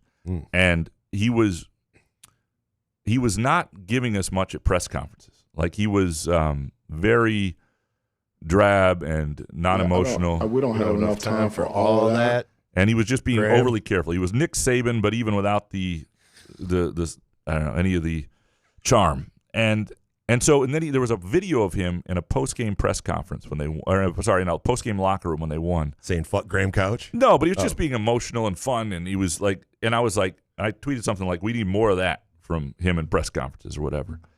And somehow it got construed to the idea that I didn't think he was being genuine. I don't know. It got misconstrued. But you were saying that. What I and I'm forgetting the exact. But it's details. okay. I get what you're saying, but I can see how they, why would they get that? Wasn't even what he was upset about. It was more that I thought he was being disingenuous. I don't know. Whatever it was, he was unhappy, and we talked it out, and we were good. I had several one-on-ones with him after that. He was fine. I mean, he understood our professional relationship, and he was good. And that's fine. You can have contentious relationships with people you cover. You just got to hash it out and try to be as fair to them as possible. Izzo, half the time he calls me is annoyed and right now either you're stuttering or I'm not picking it up because it's a whoa. And most of the time he hasn't read the column. He just some assistant told him that he should be annoyed at something. But that's and that's my new thing with him. Tom, you Hey, have to Tom, read. you should be really annoyed Tom, with you this guy. have to read the column. You have to read so the column. smug. before you Look can at this get- guy's face. It's Graham Couch. But I don't mind that. But in terms of being overly critical, in terms of building a relationship, certainly I think it helps you be more fair. It makes you think twice, but you ought to do that in other situations, and I try to do that. I don't always succeed, but I think that's one of my great beefs with sometimes fan media you see where they're just whatever it is, they're supportive of their coach, their team, their school, but then they're like fans of a pro team somewhere or something else, and they're just ripping the shit out of that coach and operation regularly like they're not even human. That stuff drives me nuts. It's the American way, except America has gotten soft. Dan Graham, you ready to say the offense has more to do with Campbell than Ben Johnson for the Lions? You ready? Certainly has more to Yep. do with their current coordinator. It's our core Morton, foundation, man. Grit. It's all Dan Campbell. It's all Dan Campbell. Yeah, yeah. No, it was impressive. It's impressive what they do. Yeah, I give Campbell. I mean, that was a shut him up performance. And any criticism I have certainly shut me up. And by the way, our previous story I told about Mel Tucker was a story we're telling, presented by our friends at Midtown Brewing Company in downtown Lansing, where I was at just this Monday night with my mother and wife. I had a fantastic meal, an American stout beer, and just great vibes. I think people were waiting for the Monday Night Football game. It was after work. They were, just parked at the bar. It was really good vibes at Midtown Brewing Company in downtown. What did Mom eat? What did she like? She liked this. She had this harvest wrap that was incredible. She thought, I mean, it's not enough grease for me, but she loved it. Tim, a lot of Lions fans were assuming a loss on Monday Night Football. How long does it take for fan bases to view a franchise differently? They won 15 games last year with their injuries. What takes longer? Lions fans to accept they're legit year over year, or other fan bases to see if Detroit on their schedule and be nervous? I think especially with our road record. Like, we're not the same old Lions team, especially on the road. We could never win road games. Yeah, and the way in the last Green Bay game notwithstanding, they've been really good in Lambeau, which was never a thing before. We owned this. Lambeau. Yeah. Dan Campbell owns Lambeau until game one. But I have to say I was scared of Lamar. Like, I was scared of what Lamar could do, and it was in Baltimore, Monday Night Football. It's just, So, but I do think it's still taking that 4.5, 5.5, sure. To the question, I still think it's the fan base is, because the scars are so deep and so long, I think it, and other fan bases don't feel that the same way. I think and what the Tigers are doing to us right now, we just wait for the other shoe to drop. Right. I think other fan bases, like they see a great performance or a good team, and they're more terrified of the Lions. Whereas I think Lions fans are always like, "Is this real? Is this?" I mean, that's going to be there until they win it. You can't even celebrate a 14.5 game lead in the Central. Like, you can't even get cocky about it. You have to wait till the bitter effing end. All right, Tim, the Tigers' collapse is a good thing. I don't care how you try to spin, just getting in and you have a chance. This team is ass and wouldn't have won anything significant. But had they made the playoffs, we'd be told that we are right on track and to remain patient. This increases the urgency. Tim's my burner, apparently. This is my spin from really. Congrats, Tim. You and Couch think the same. I do think long term there are some advantages to things. What would have been better, to be honest, is if they sort of collapsed, like they really struggled down the stretch, but still won the division.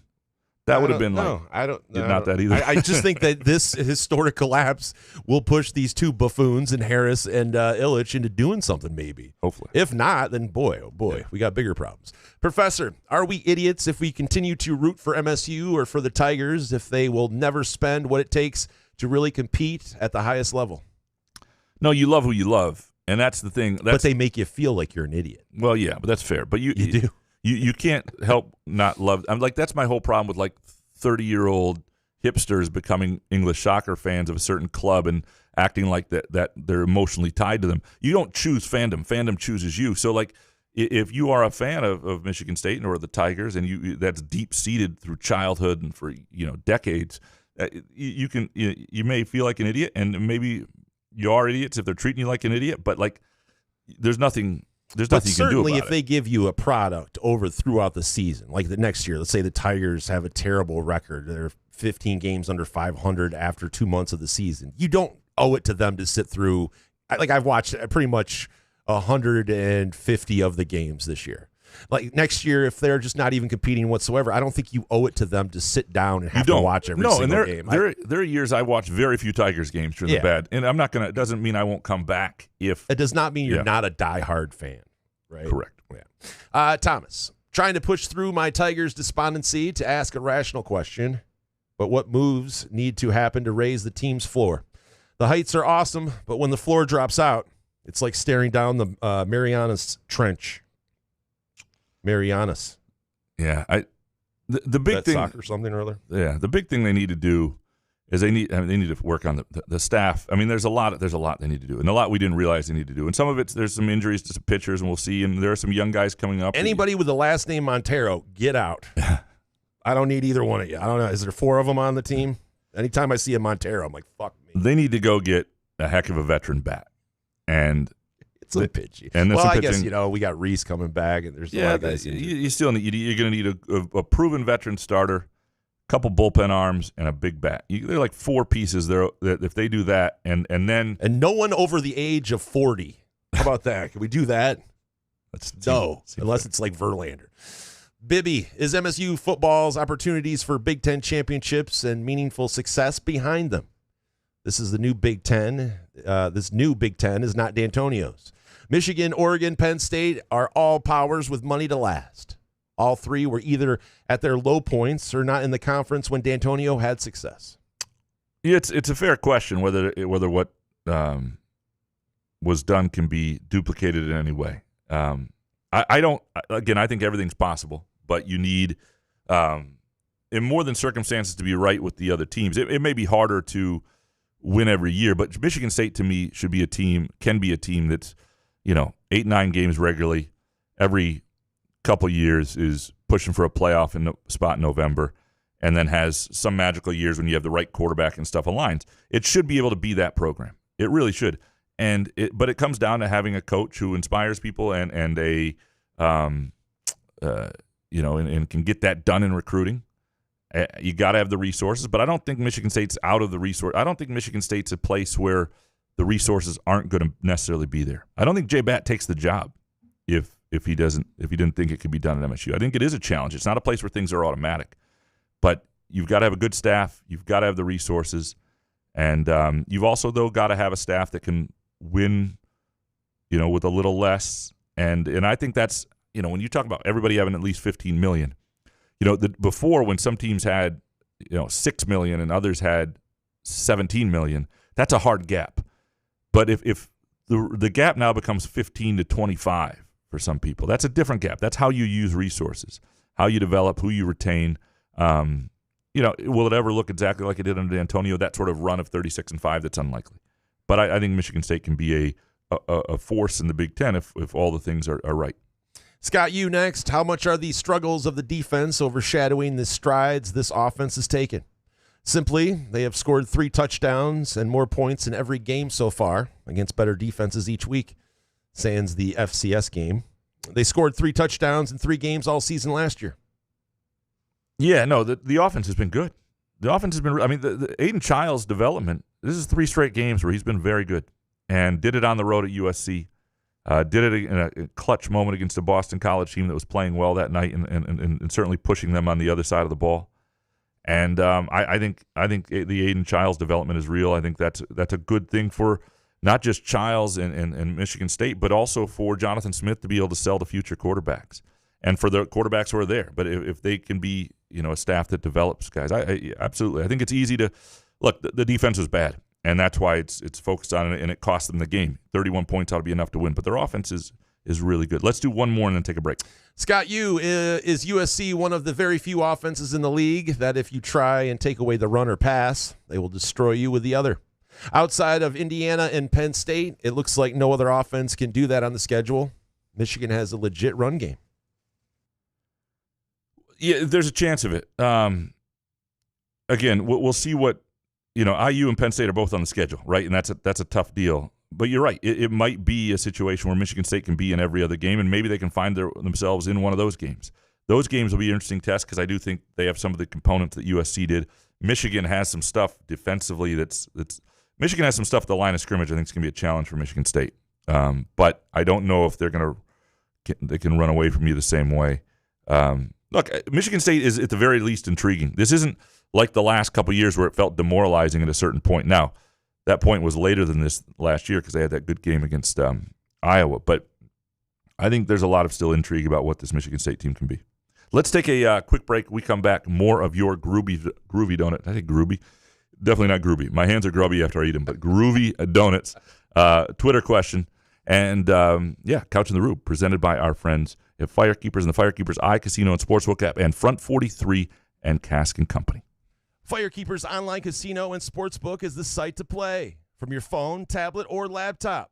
Get in on all the football action with pre- and in-game wagering. There's showdowns every week in football that you can't miss. Plus, the college and pro hoops are red hot, and the pucks are cool. Get your first casino deposit and sports wager matched up to $500 each. Terms and conditions apply. Must be 21 or older and located in Michigan. Gambling problem? Call the Michigan Problem Gambling Helpline at 1-800-270-7117.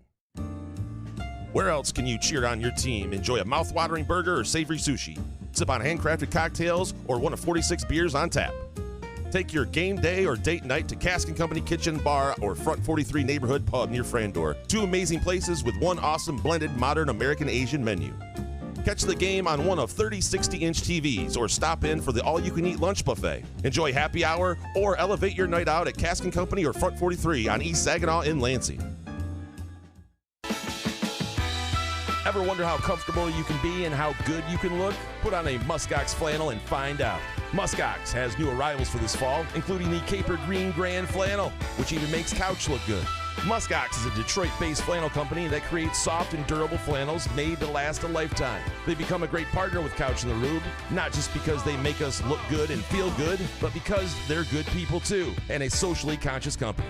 For every $100 purchase, $10 is donated to the Alaska Wildlife Conservation. Muskox flannels are designed with 100% cotton that is ethically sourced and double brushed for softness. Feel the quality and comfort of a Muskox flannel by ordering at gomuskox.com, where Couch in the Rube listeners can enjoy $15 off their flannel purchase with the promo code HOFF. Come enjoy irresistible, award-winning, handcrafted donuts and locally roasted coffee at Groovy Donuts. Surprise your family or coworkers with special holiday designs and flavors, or put the perfect finishing touch on an event with a custom order. Birthdays, weddings, gender reveals, our friends at Groovy Donuts are your answer. Experience the Groovy Donuts difference for yourself on Lake Lansing Road in East Lansing or in Williamston. Get more information or place an order at groovydonuts.com. Find Couch in the Rube podcasts on Spreaker, iTunes, iHeartRadio, Spotify, YouTube, Facebook, Google Podcasts, CastBox, and the Rube's favorite podcast addict.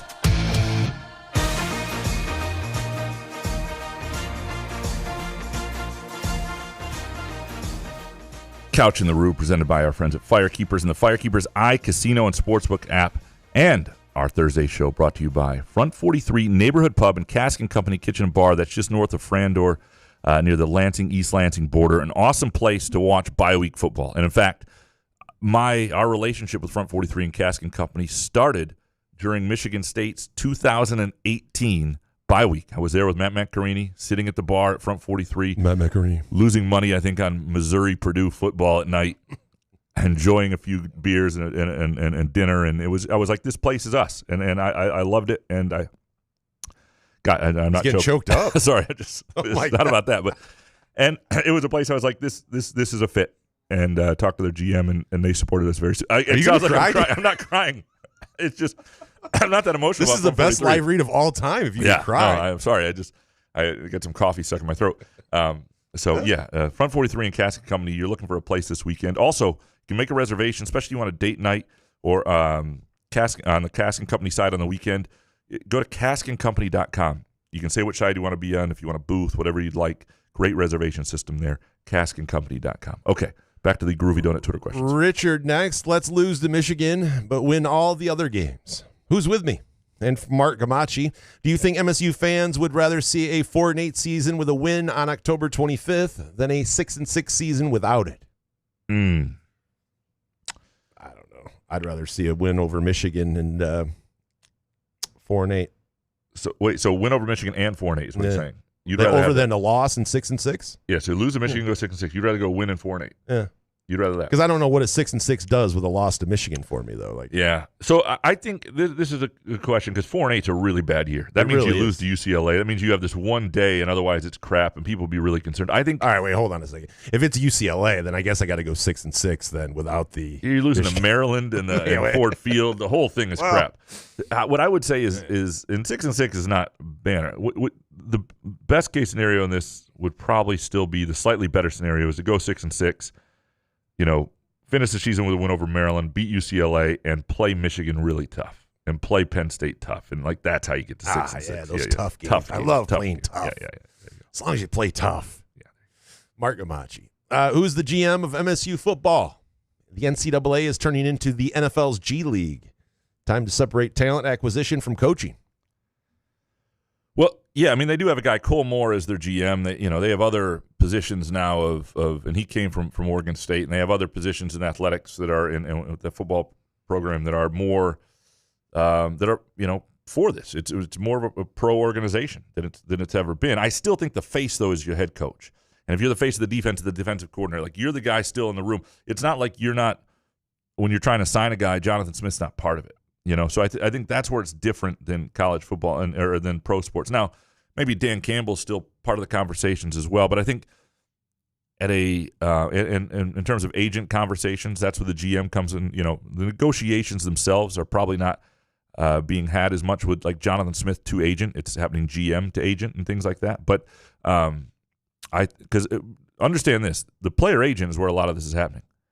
And this has changed dramatically in the last year or so. I mean, when I talk about things morphing and changing, a coach that I know pretty well who's an assistant basketball coach at another school and handles their NIL, one of the things he said has changed in the course of a year. So a year ago, when they were recruiting, almost everybody that they recruited, it was still you're dealing with kids, parents, sometimes high school coach, even with the NIL stuff. 75%. That's flipped. Like more than 75% now is you deal with the agent. And that's, you talk about this becoming pro sports, that has changed dramatically. So you have to have a GM and other things. But still, the face of the franchise, the person who is the face of the program, the person who is going to entice somebody to come and make them believe in them is still the head coach. Trouble with a slap. Next. Is this MSU football team an infamous Graham Couch 2-year group? Childs, Marsh, Hall, and all but one offensive lineman are potentially back next year. I hate that these days in college football, especially because you just don't know who's going to be taken from you or who's going to leave or what things are going to. But, this Michigan State team was always unlikely to be a playoff contender. So if you're hoping to get that sort of year out of the Childs era, you have to hope it's a 2-year group. That Marsh is back and Childs is back and that they're able to add the pieces, and the next year really is a group. The thing is, you have to get to a point of a program where it's not about Aiden Childs, though. It's not about Marsh. That you've got depth and pieces and players coming in that, you may not have somebody as good as Marsh in a single year, but your receivers are okay. You may not have everything Childs can do, but you've got a good quarterback. And what you're doing is winning in the trenches, and so you're good all the time. And that's where they have to get, because you can't, it's not a good program if, hey, when this quarterback happens to be a senior and they have this guy and this guy, they might have this 1 year. That's what the Kenneth Walker year was for. That's not a sustainable thing. Sustainability is winning at the line of scrimmage. It's being, 7, 8, 9 deep on the offensive line. It's being deep on the defensive line. It's having 3 or 4 real difference makers on defense. These sort of things are where they've got to get to. Moneybag next. In a hypothetical world where a Jonathan Smith team wins the Big Ten, what does that team look like? And what's the identity we're building towards? The fans definitely don't know. Does the team know? Does Smith know? Well, I think Smith knows. He wants a team that can run the football. And I mean, if you look at their teams at Oregon State and who they were a really good run the football team, a physical team. And I think that's what drew Alan Haller partly to Jonathan Smith. It wasn't just the winning out there. He could see a Michigan State style of football that was played out there. The defense doesn't look anything like it right now. They've got a great quarterback, or a really good quarterback at Michigan State, who is playing an exciting brand. But ultimately, running the football, being a team that's physical up front is something that I think is what Jonathan Smith wants to be. Scotty Green's El Camino. What's worse, being an executive producer and consistent contributor who takes are regularly ignored, or a certain someone denying crimes that they've committed in the past. What's next? Telling everybody what I do for a living? Does teacups.org offer therapy? Nobody's been left out more than Scotty Green's El Camino out of the hot takes. Surprised you left this one in. Yeah, it's nice. Nearly. Yeah, it was. Couch is feeling good today. It's like, do I want this to be a bit and just leave him out completely or not? Bit. I apologize, Scotty. We'll work on that. Teacups.org. You got therapy? Teacups.org. Therapy? Absolutely. Sure. Why not? Okay. Yeah, there you go. It Make you some. Might not be licensed therapy, but she'll offer therapy. Make you some. Ben Couch, I've been canceled 3 weeks straight. Is that a hint? Mr. Benjen, also part of that group that is. I'm glad that they direct these at you. Yeah. Because if it were up to me, I mean, I would sit here and read these all day. He tells me, Jason's like, look, I want to do this. And in fact, Jason was unwilling to leave the studio, even if Ebling's show didn't get to start the other day. He was like, I'm not leaving. Ebling, screw him. I know. I just feel bad. People that write in, they're so, I don't know. Ben, why am I hearing a down, deflating tone from you about Izzo and the basketball team? You had to end number one with get frustrated with him from time to time. Then on Monday's pod, there was a less than positive tone. You're misconstruing me. I think this team's going to be entertaining to cover. I think they could be good. I didn't mean for that to come across, but people do get frustrated from Izzo from time to time. But I think they'd all admit, I think it's, unlike with Jonathan Smith where people are uncertain, I think with Izzo, even when they get frustrated, for the most part, every once in a while you get the Izzo is washed crowd, but like, people are certain that MSU basketball is better off with him, right? And the MSU is better off with him. And that's all I'm saying. No, I like this MSU team quite a bit in terms of just interesting, intriguing players and uncertainty, but the potential to be really good. I would not put a negative tone on it at all. He's a bull in a china closet. Mr. Benjen, when does when does J-Bat make his first mega move? Will it be to get rid of these lame duck loser football coaches? Jesus. Yeah, I don't know what He's not talking about Smith. Maybe some assistants or these guys that are lame around. Can you name them and what's lame about them? That should be the thing. It's sort of this Rossi, Lindgren, Jonathan Smith. I'm talking convention, J-Bat, not you. J-Bat's the Jim AD. Hayos. Hayos. Rational Chris next. Can I go by Rational Chris moving forward in the Take Show, or would that be asking too much? If you were able to choose any Big Ten coach to replace Smith with, how many coaches would you name before you got to Kurt? Better than Bear Bryant, Cignetti? Oh, he'd be pretty up there because I'm always impressed with coaches. This is what made D'Antonio great, who take something that hasn't been done and do it. It's what Izzo did at Michigan State, right? You take a middling program and you make them great. Indiana was less than a middling program. And so I don't know what Indiana's ceiling is entirely. Like, is it, just a playoff team that is up near the top of the Big Ten? But considering Indiana football, that's pretty good. How many coaches would I take before Cignetti? That's a good question.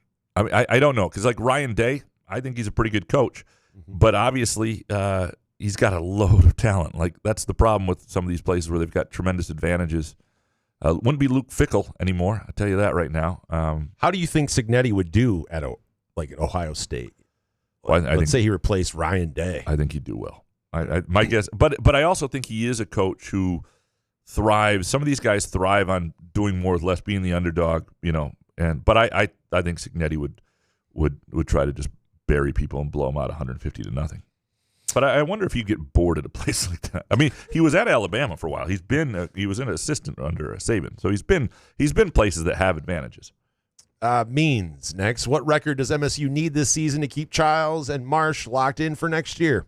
And what does the resume attract real transfer defensive talent? Shouldn't the rest of this season be about J-Bat pounding the bushes, getting the money for stacking the roster while the 2026 rules are still in the gray area? I feel like we could just get away with cheating and stuff. Well, a lot of people probably could. They're not in the gray area right now. Why don't we just get crazy right now? Yeah. They put rules in. Well, if the Scores Act passes, that'll be interesting to see what that means. I don't know with Childs and Marsh. I mean, they both Childs I think would be if there's a chance that Childs is an NFL draft pick after this year if he continues to play really well. I have no idea what the NFL will see with him, but with Childs, it would be kind of crazy to leave. Marsh has shown great loyalty to this point. I think he's I would, if I had to put a guess on it, just based on what I know about the kid, I'd say it, especially if Childs was back, that it'd be a really good chance he was around for his final year before. Yeah, going but to after the NFL. Trey Holloman thing, I know there are different never know. circumstances. I'm not taking You it. never know. And Childs is the one, though.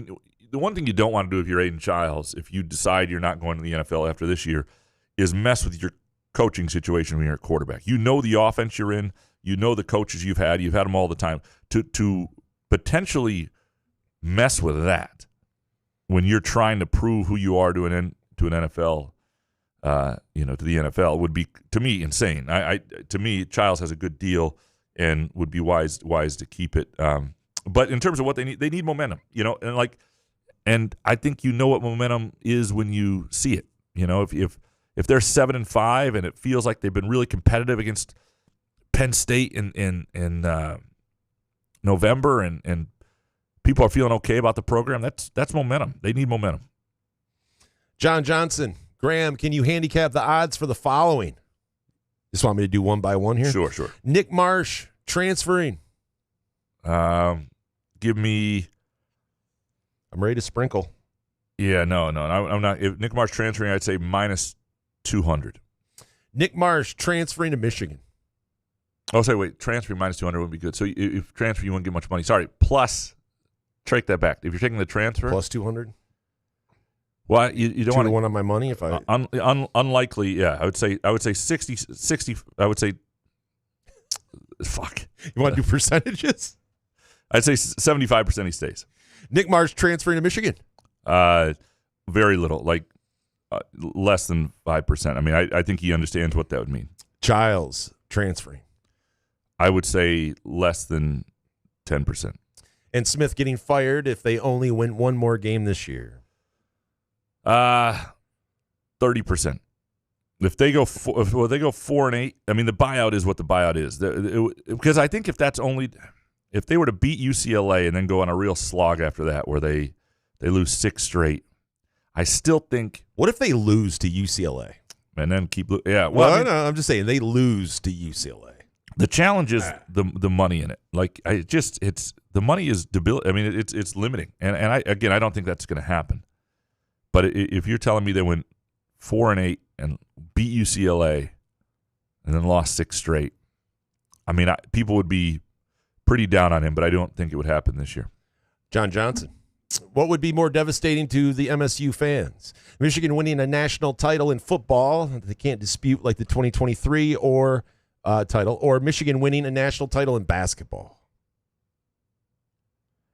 I think at this point, I actually think it would be basketball, because they already, even though they can dispute the other one, people already know what it is in football. They already know what that feels like. They already know Michigan's near the top right now, or has been near the top for a little while, and that's it's basketball. Yeah, it's not close. Yeah, and basketball right now is still where Michigan State fans are able to hang their self-esteem a little bit and feel like they just won the Big Ten by 3 games, and they feel like they've got some.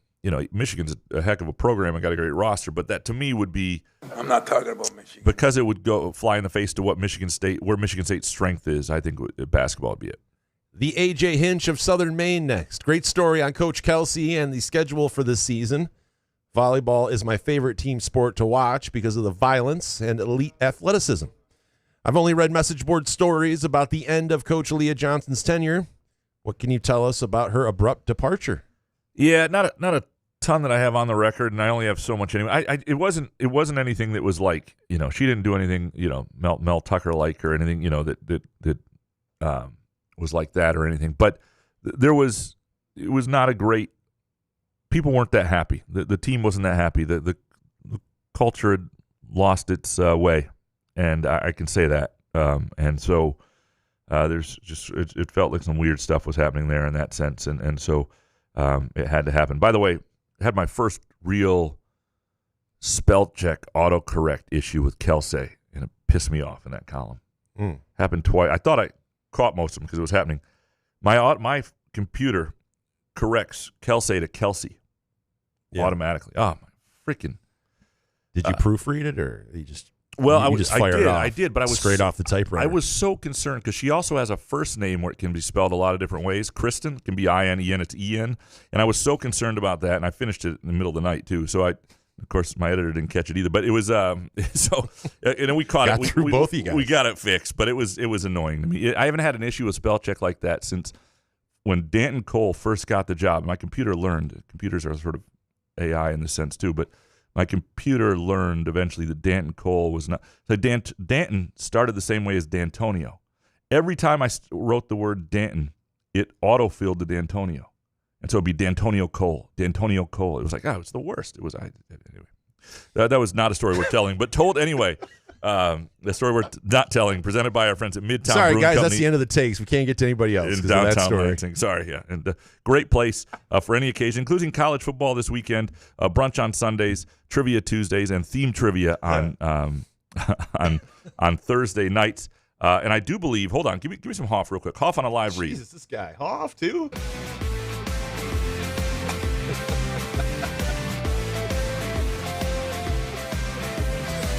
I am the passenger, Really good peanut. and I ride and I ride. That's crazy. I ride through the city's backside. I see the stars. All right, yeah. So I'm right on this. Yes, Thursday night. This is tonight. Sex in the City trivia. Their latest theme trivia, which they do a great job with. Like once a month, they have one of these Sex in the City trivia. 7:00 at Midtown Brewing Company. So get your team together. Head on down. Some really cool stuff. And if you, they do these. They've done the Harry Potter. They do all this stuff. Really cool at Midtown Brewing Company in downtown Lansing. Richard Kane, Graham, did you say that you were writing a goodbye week column? Why are you leaving and where are you going? I mean, it was supposed to be a good space bi-week column is what I was saying. And I haven't actually written it yet. Goodbye week column. I got a goodbye. There are two different columns I'm sort of working on, hoping I have time before the weekend to execute them. And I will. I don't want to give a tease because then It's a goodbye week to quit my job. Yeah, there you go. Yeah. Richard Kane, Michigan fans are intolerable, but PHBA, who the fuck is that? One of our listeners. We're doing acronyms for. All right, PHBA was right last show about USC fans at the 87 Rose Bowl. They were the worst I've ever encountered. 87. No fan base is more condescending and insufferably arrogant.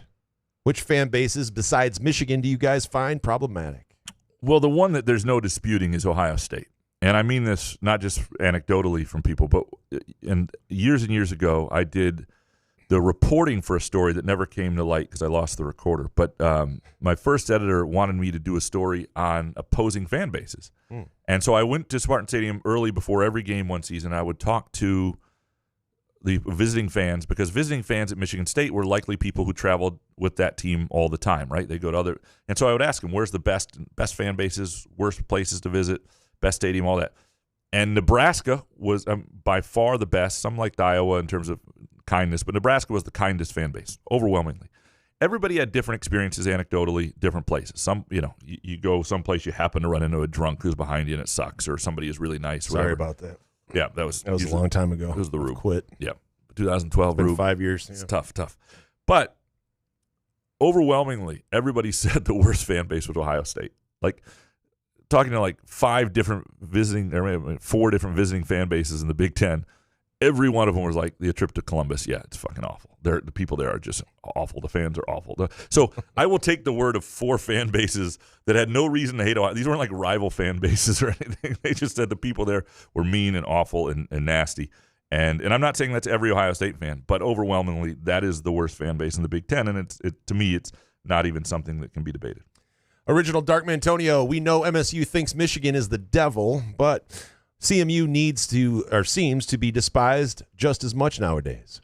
Who do you think MSU fans were hating on more in that CMU versus Michigan game? Michigan, because the CMU hate is not as deep. It's specific. Well, when you saw the score at halftime, I was like, all right, roll it up. Yeah, they didn't feel bad for CMU, that's for sure. Yeah. Dark Mantonio, Dominic, Monica, and Andrew.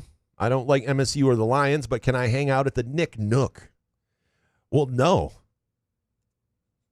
Grabanito Couch.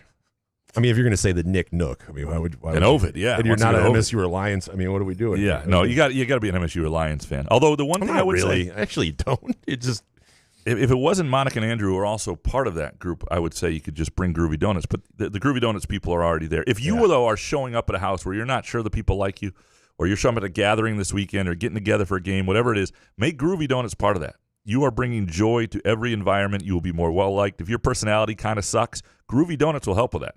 Go to groovydonuts.com, place an order today. They have great offerings, some fall donuts. I love their fall offerings. Or just swing on by either location, Lake Lansing Road in East Lansing or Williamson, 7 a.m. to 1 p.m., Thursday through Sunday. Make your presence more welcomed wherever you're going this weekend. Bring Groovy Donuts. Graham Benito Couch, when Clemson has a conscious uncoupling with Dabo, I would bet all the nickels in my pocket that Bama brings him home. What say you, Graham? Hashtag Xfinity multi-view, multi-perspective question read by the Jason Nick. That's a long hashtag. It's a long hashtag. We We'll appreciate really type that out. It'll be interesting to see what happens with Dabo. I tend to think he stays at Clemson. His buyout, it's crazy, though. He just signed a 2-year extension thing. And I think the powers that be at Clemson understand what they have in him, and they may need I think he stays. Graham Benito, bigger shit show. The Tigers collapse or Graham after adding a touch too much tapatio to his tamales and tacos. Hashtag Couch and Fuego. Man, he's got the hashtags. Yeah. We'll find out this weekend after wife is gone and, going to get into some gluttony. It's going to be fun. Raccoon Graham's going to be out. Blowing out his shorts. Oh, my God. Both ways. Alex Mayer, what do you think will be the biggest indicator for a successful basketball season? Rebounding, three-point shooting, turnovers, lockdown defense, or something else? What's left? What do you mean something else? I mean, that's pretty much what? Well, he named everything. No, which of these? Not all of them. Something else. I think with this group, it because it's been such an issue in years past, 3-point shooting is it. Like they have enough, or if it becomes a strength of theirs, like they really have some interesting pieces. And if they're a good shooting team, then it's going to make everything a lot easier. Because I think they're going to be a good rebounding team. I think they'll be pretty good defensively. The 3-point shooting thing is the thing you want to see because you got a lot of guys who like. Is Jackson Kohler going to be a weapon there? Is it something that Cohen Carr now hits regularly? Is Jeremy Fears improved there? Is Trey Fort consistent there? Is Kurt Tang play enough to really be that impact player as a shooter? Like all these things are questions. Alex Mayer, Scott Harris has to be fired after this, right? I don't think he's going to be. Yes, Alex. I don't think so. Fire this guy. Penis. Peasy, am I wrong for thinking this Tiger collapse is more embarrassing than the Pistons losing 28 straight 2 years ago? That team had Monty Williams. What's the Tigers' excuse?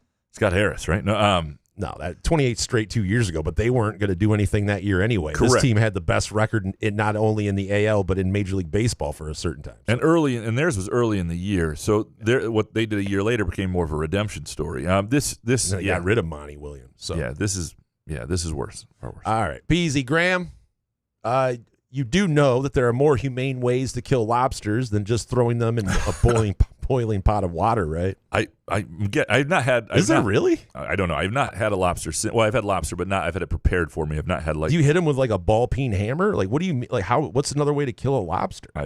I don't. These are like in a humane way. Yeah, these are. I think. Yeah, it's a Give good it question. like a Tylenol PM first, and like I clearly don't know. In like 2007, what I knew to do was drop it in boiling water and let it scream, and that's what I did. Watch out, Spot. I would not do that to a cat. Are you kidding me? Oh.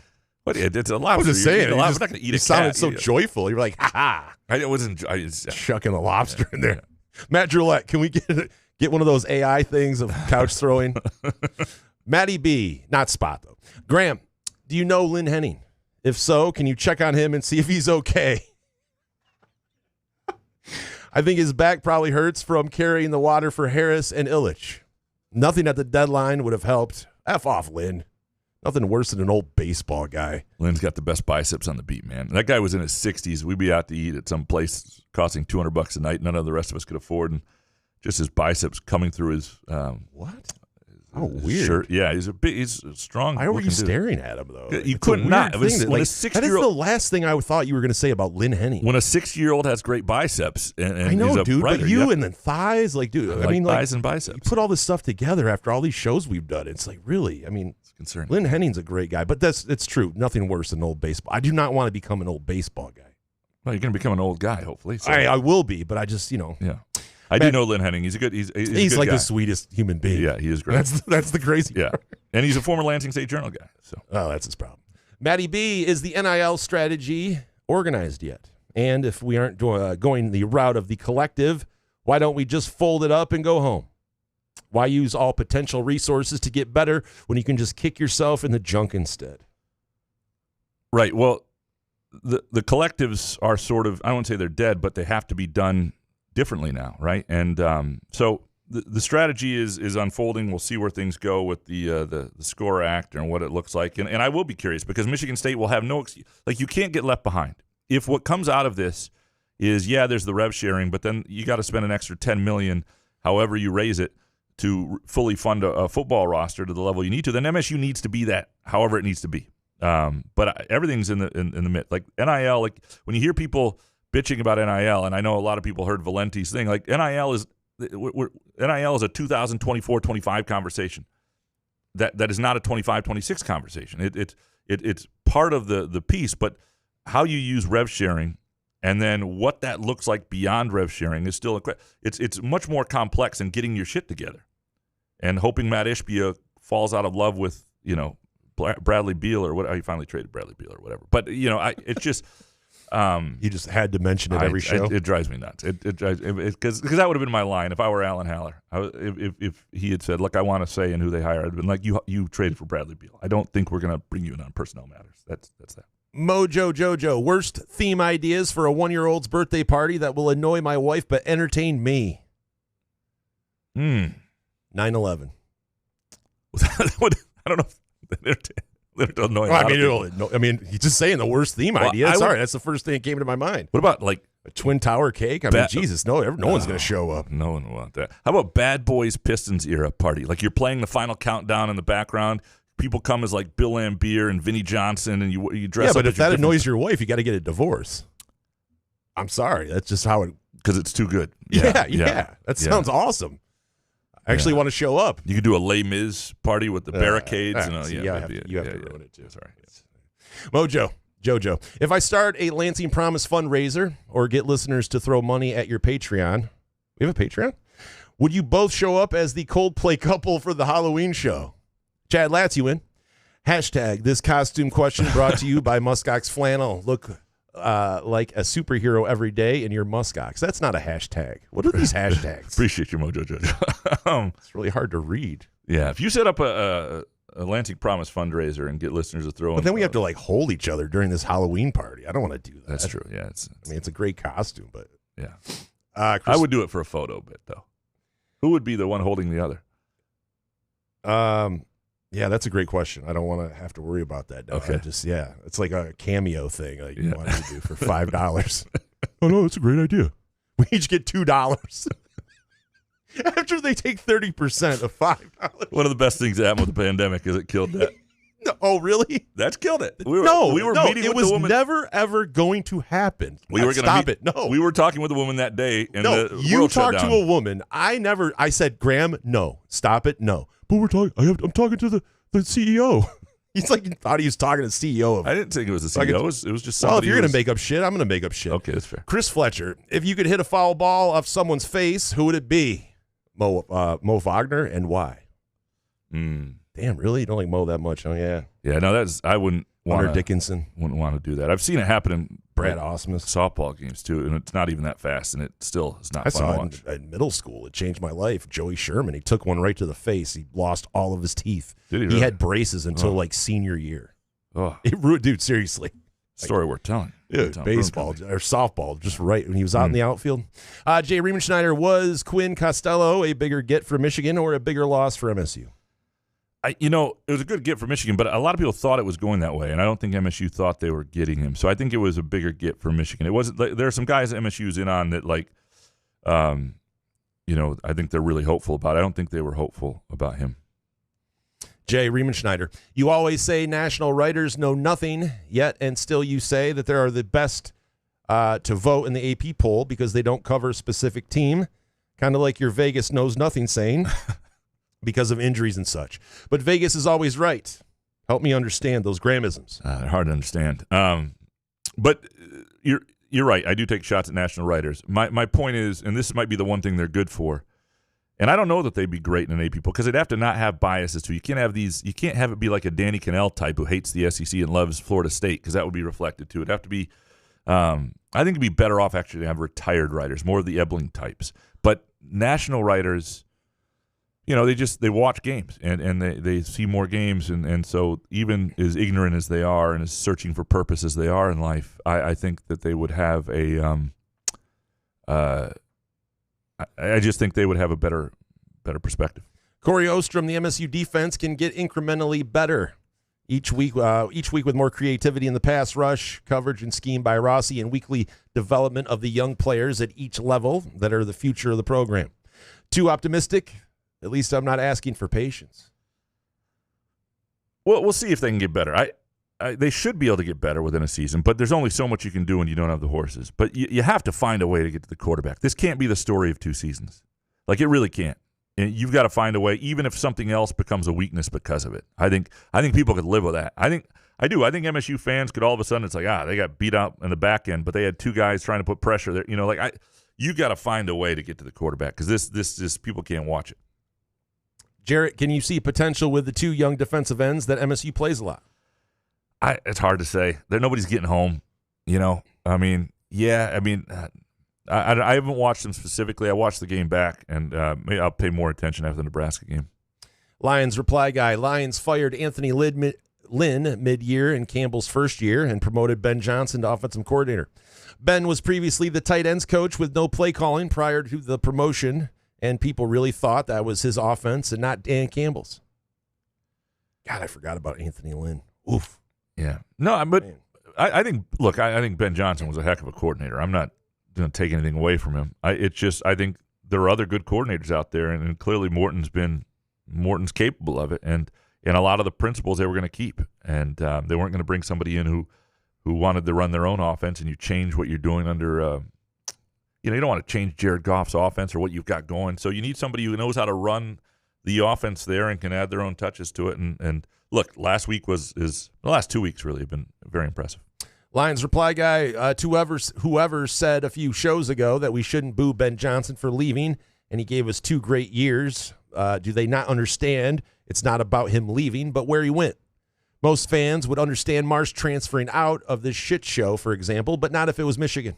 And I think Marsh would understand that too. Because look at the way people feel about Keon Coleman in Buffalo. MSU fans love Keon Coleman, and they don't fault him. He actually got out at the right time with what happened that next year.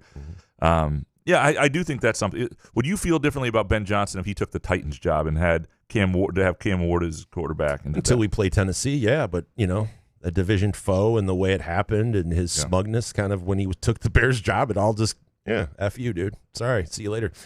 Crunch Fact Supreme. Crunch Rap Supreme. What is he? That's what he said. It's I think Fact, F-A-C. Yeah. What would it take for Iserman to get canned at this point? Starting to lose faith. Big year for the prospects to arrive. Yeah, I think they missed the playoffs again. There's just no way he's back, right? They just can't keep doing it. It's brutal. Matt C., does the MSU administration realize how fortunate they are? 75% of the MSU fans have no standards or expectation to win championships. Spartan Stadium should look like the Rose Bowl and UCLA for the crap they've put out there the past decade outside of 2021. MSU fans have standards. They're not happy about it, and that's why they didn't show up for the but do you think it's 75% that are just people that want to? No. They see green and white and they go, yay. No, but I do think there are people who don't feel like Matt C. in terms of there are diehards, there are people who want them to win, and there are people who go for the experience, and then there are people who want who care that other things are important. Like there are people who go to MSU football games. Like if they cut 3 or 4 sports to help fund football so they could win big in football, there are people who would stop going to football games. Like there are people, not everybody's just a diehard football fan. Like MSU football is the place people congregate, but people have different mindsets about this and different levels of intensity for it. Matt C., can we get Dominic a gift card for the take of the year comparing Rossi to Mussolini? Spot on and hysterical. Are MSU fans ready to have Joe Rossi launch Dylan Raiola Heisman campaign next week with his soft-ass defense? Yeah. You're saying that not many think like Matt C., Spartan fans? I think quite a few online do, but no, okay. I just think there are as many who don't that do, is all I'm saying. Yeah. That put their name on it. Munfield Keg, has Liverpool already won the league? I like what I have seen from Arsenal this season, and they finally have the depth, but I feel like the season is already slipping away. Also, sorry for the soccer question, Jason, but it is the bye week, and I need something to distract me from the Tigers. Don't worry, man. I hope you didn't miss Graham's 6-leg parlay that played Hoff twice. Spans over 4 days, and it's plus 178. I think the points difference is Liverpool's only up 5 points on Arsenal, and obviously they got the 3 against Arsenal when they beat them. And I thought Arsenal was as good as Liverpool that day, and they got to play them again. I think it's way too early. I do like Arsenal this year, and I think there's some value still at plus 180. Like, Liverpool's got a tough game this week at Crystal Palace, which is a good team, better team. People still underestimate them, especially on the road. That could be a place they drop points. At some point, Liverpool is the way they're playing, they're going to drop points. And I think Arsenal is as good as them this year. Hans Jurgen, Jason, if I came to your house for a game, would I face immense peer pressure to toke up? No, absolutely not. Come as you are, do what you want. That's as long as you're having fun and not a bummer. Jason puts his like, what is this? Knees on your chest. He's better like, get over here and take a hit of this shit. This is good stuff. I just rolled this myself. Like, what is that? I'm not that person. Hans Jurgen, should we burn all of our Detroit Tigers memorabilia and clothing? Doesn't this dishonorable collapse deserve accountability? What was a bigger collapse, the 2025 Tigers or the French in World War II? 2025 Tigers, I think, takes it. Yeah. We have to go back and look at World War II, though. Hans Jurgen, should the surviving members of the worst football team in MSU history, the 82, 2006, and 2016 Spartans, be brought back to East Lansing to face a tribunal? I think they should be honored. I think that would be funny to have them wave to the crowd like they do with great teams. Yeah, step up there. 2016. Yeah, we can do a whole highlight video. I love it. Or low-light video. Low-light video. Yeah. Excuse me. Jake Hawkins, which of these scenarios do you think could possibly happen? Aiden Childs declares for the draft after the season. Nick Marsh hits the transfer portal. Both leave or both come back for next season. I mean, didn't we do this already? Sort of, yeah. It's a little different. Look, I would say both coming back for next season is, I would put it over 50% right now.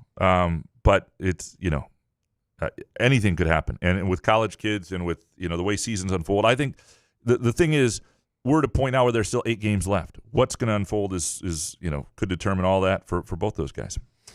Jake Hawkins, Nebraska doesn't really look that impressive. What will it take for MSU to beat them? I think the offense needs to keep being what it is. Maybe a little more protection for Childs. But if Childs is what he is, I find it hard to believe that Michigan State will not be in this game right at the end. And then defensively, they just got to come up with a few stops. They got to come up with 3 times where they force a punt. Next one from the Hawk. Even though MSU got offensive line and receivers from the portal, why didn't they try to get top quality defensive linemen or edge rushers out of the portal? Well, I think they're trying to. I mean, that's the expensive position, and I do think resources this year relative to some other places were an issue. But it's going to cost you $1.5 million to get the right guy, and I think they had some limitations there. Next one from the Hawk. The downfall of the Tigers is really pathetic. If they miss out on the playoffs, who do you think they will take the fall and get fired? Scott Harris or A.J. Hinch or both?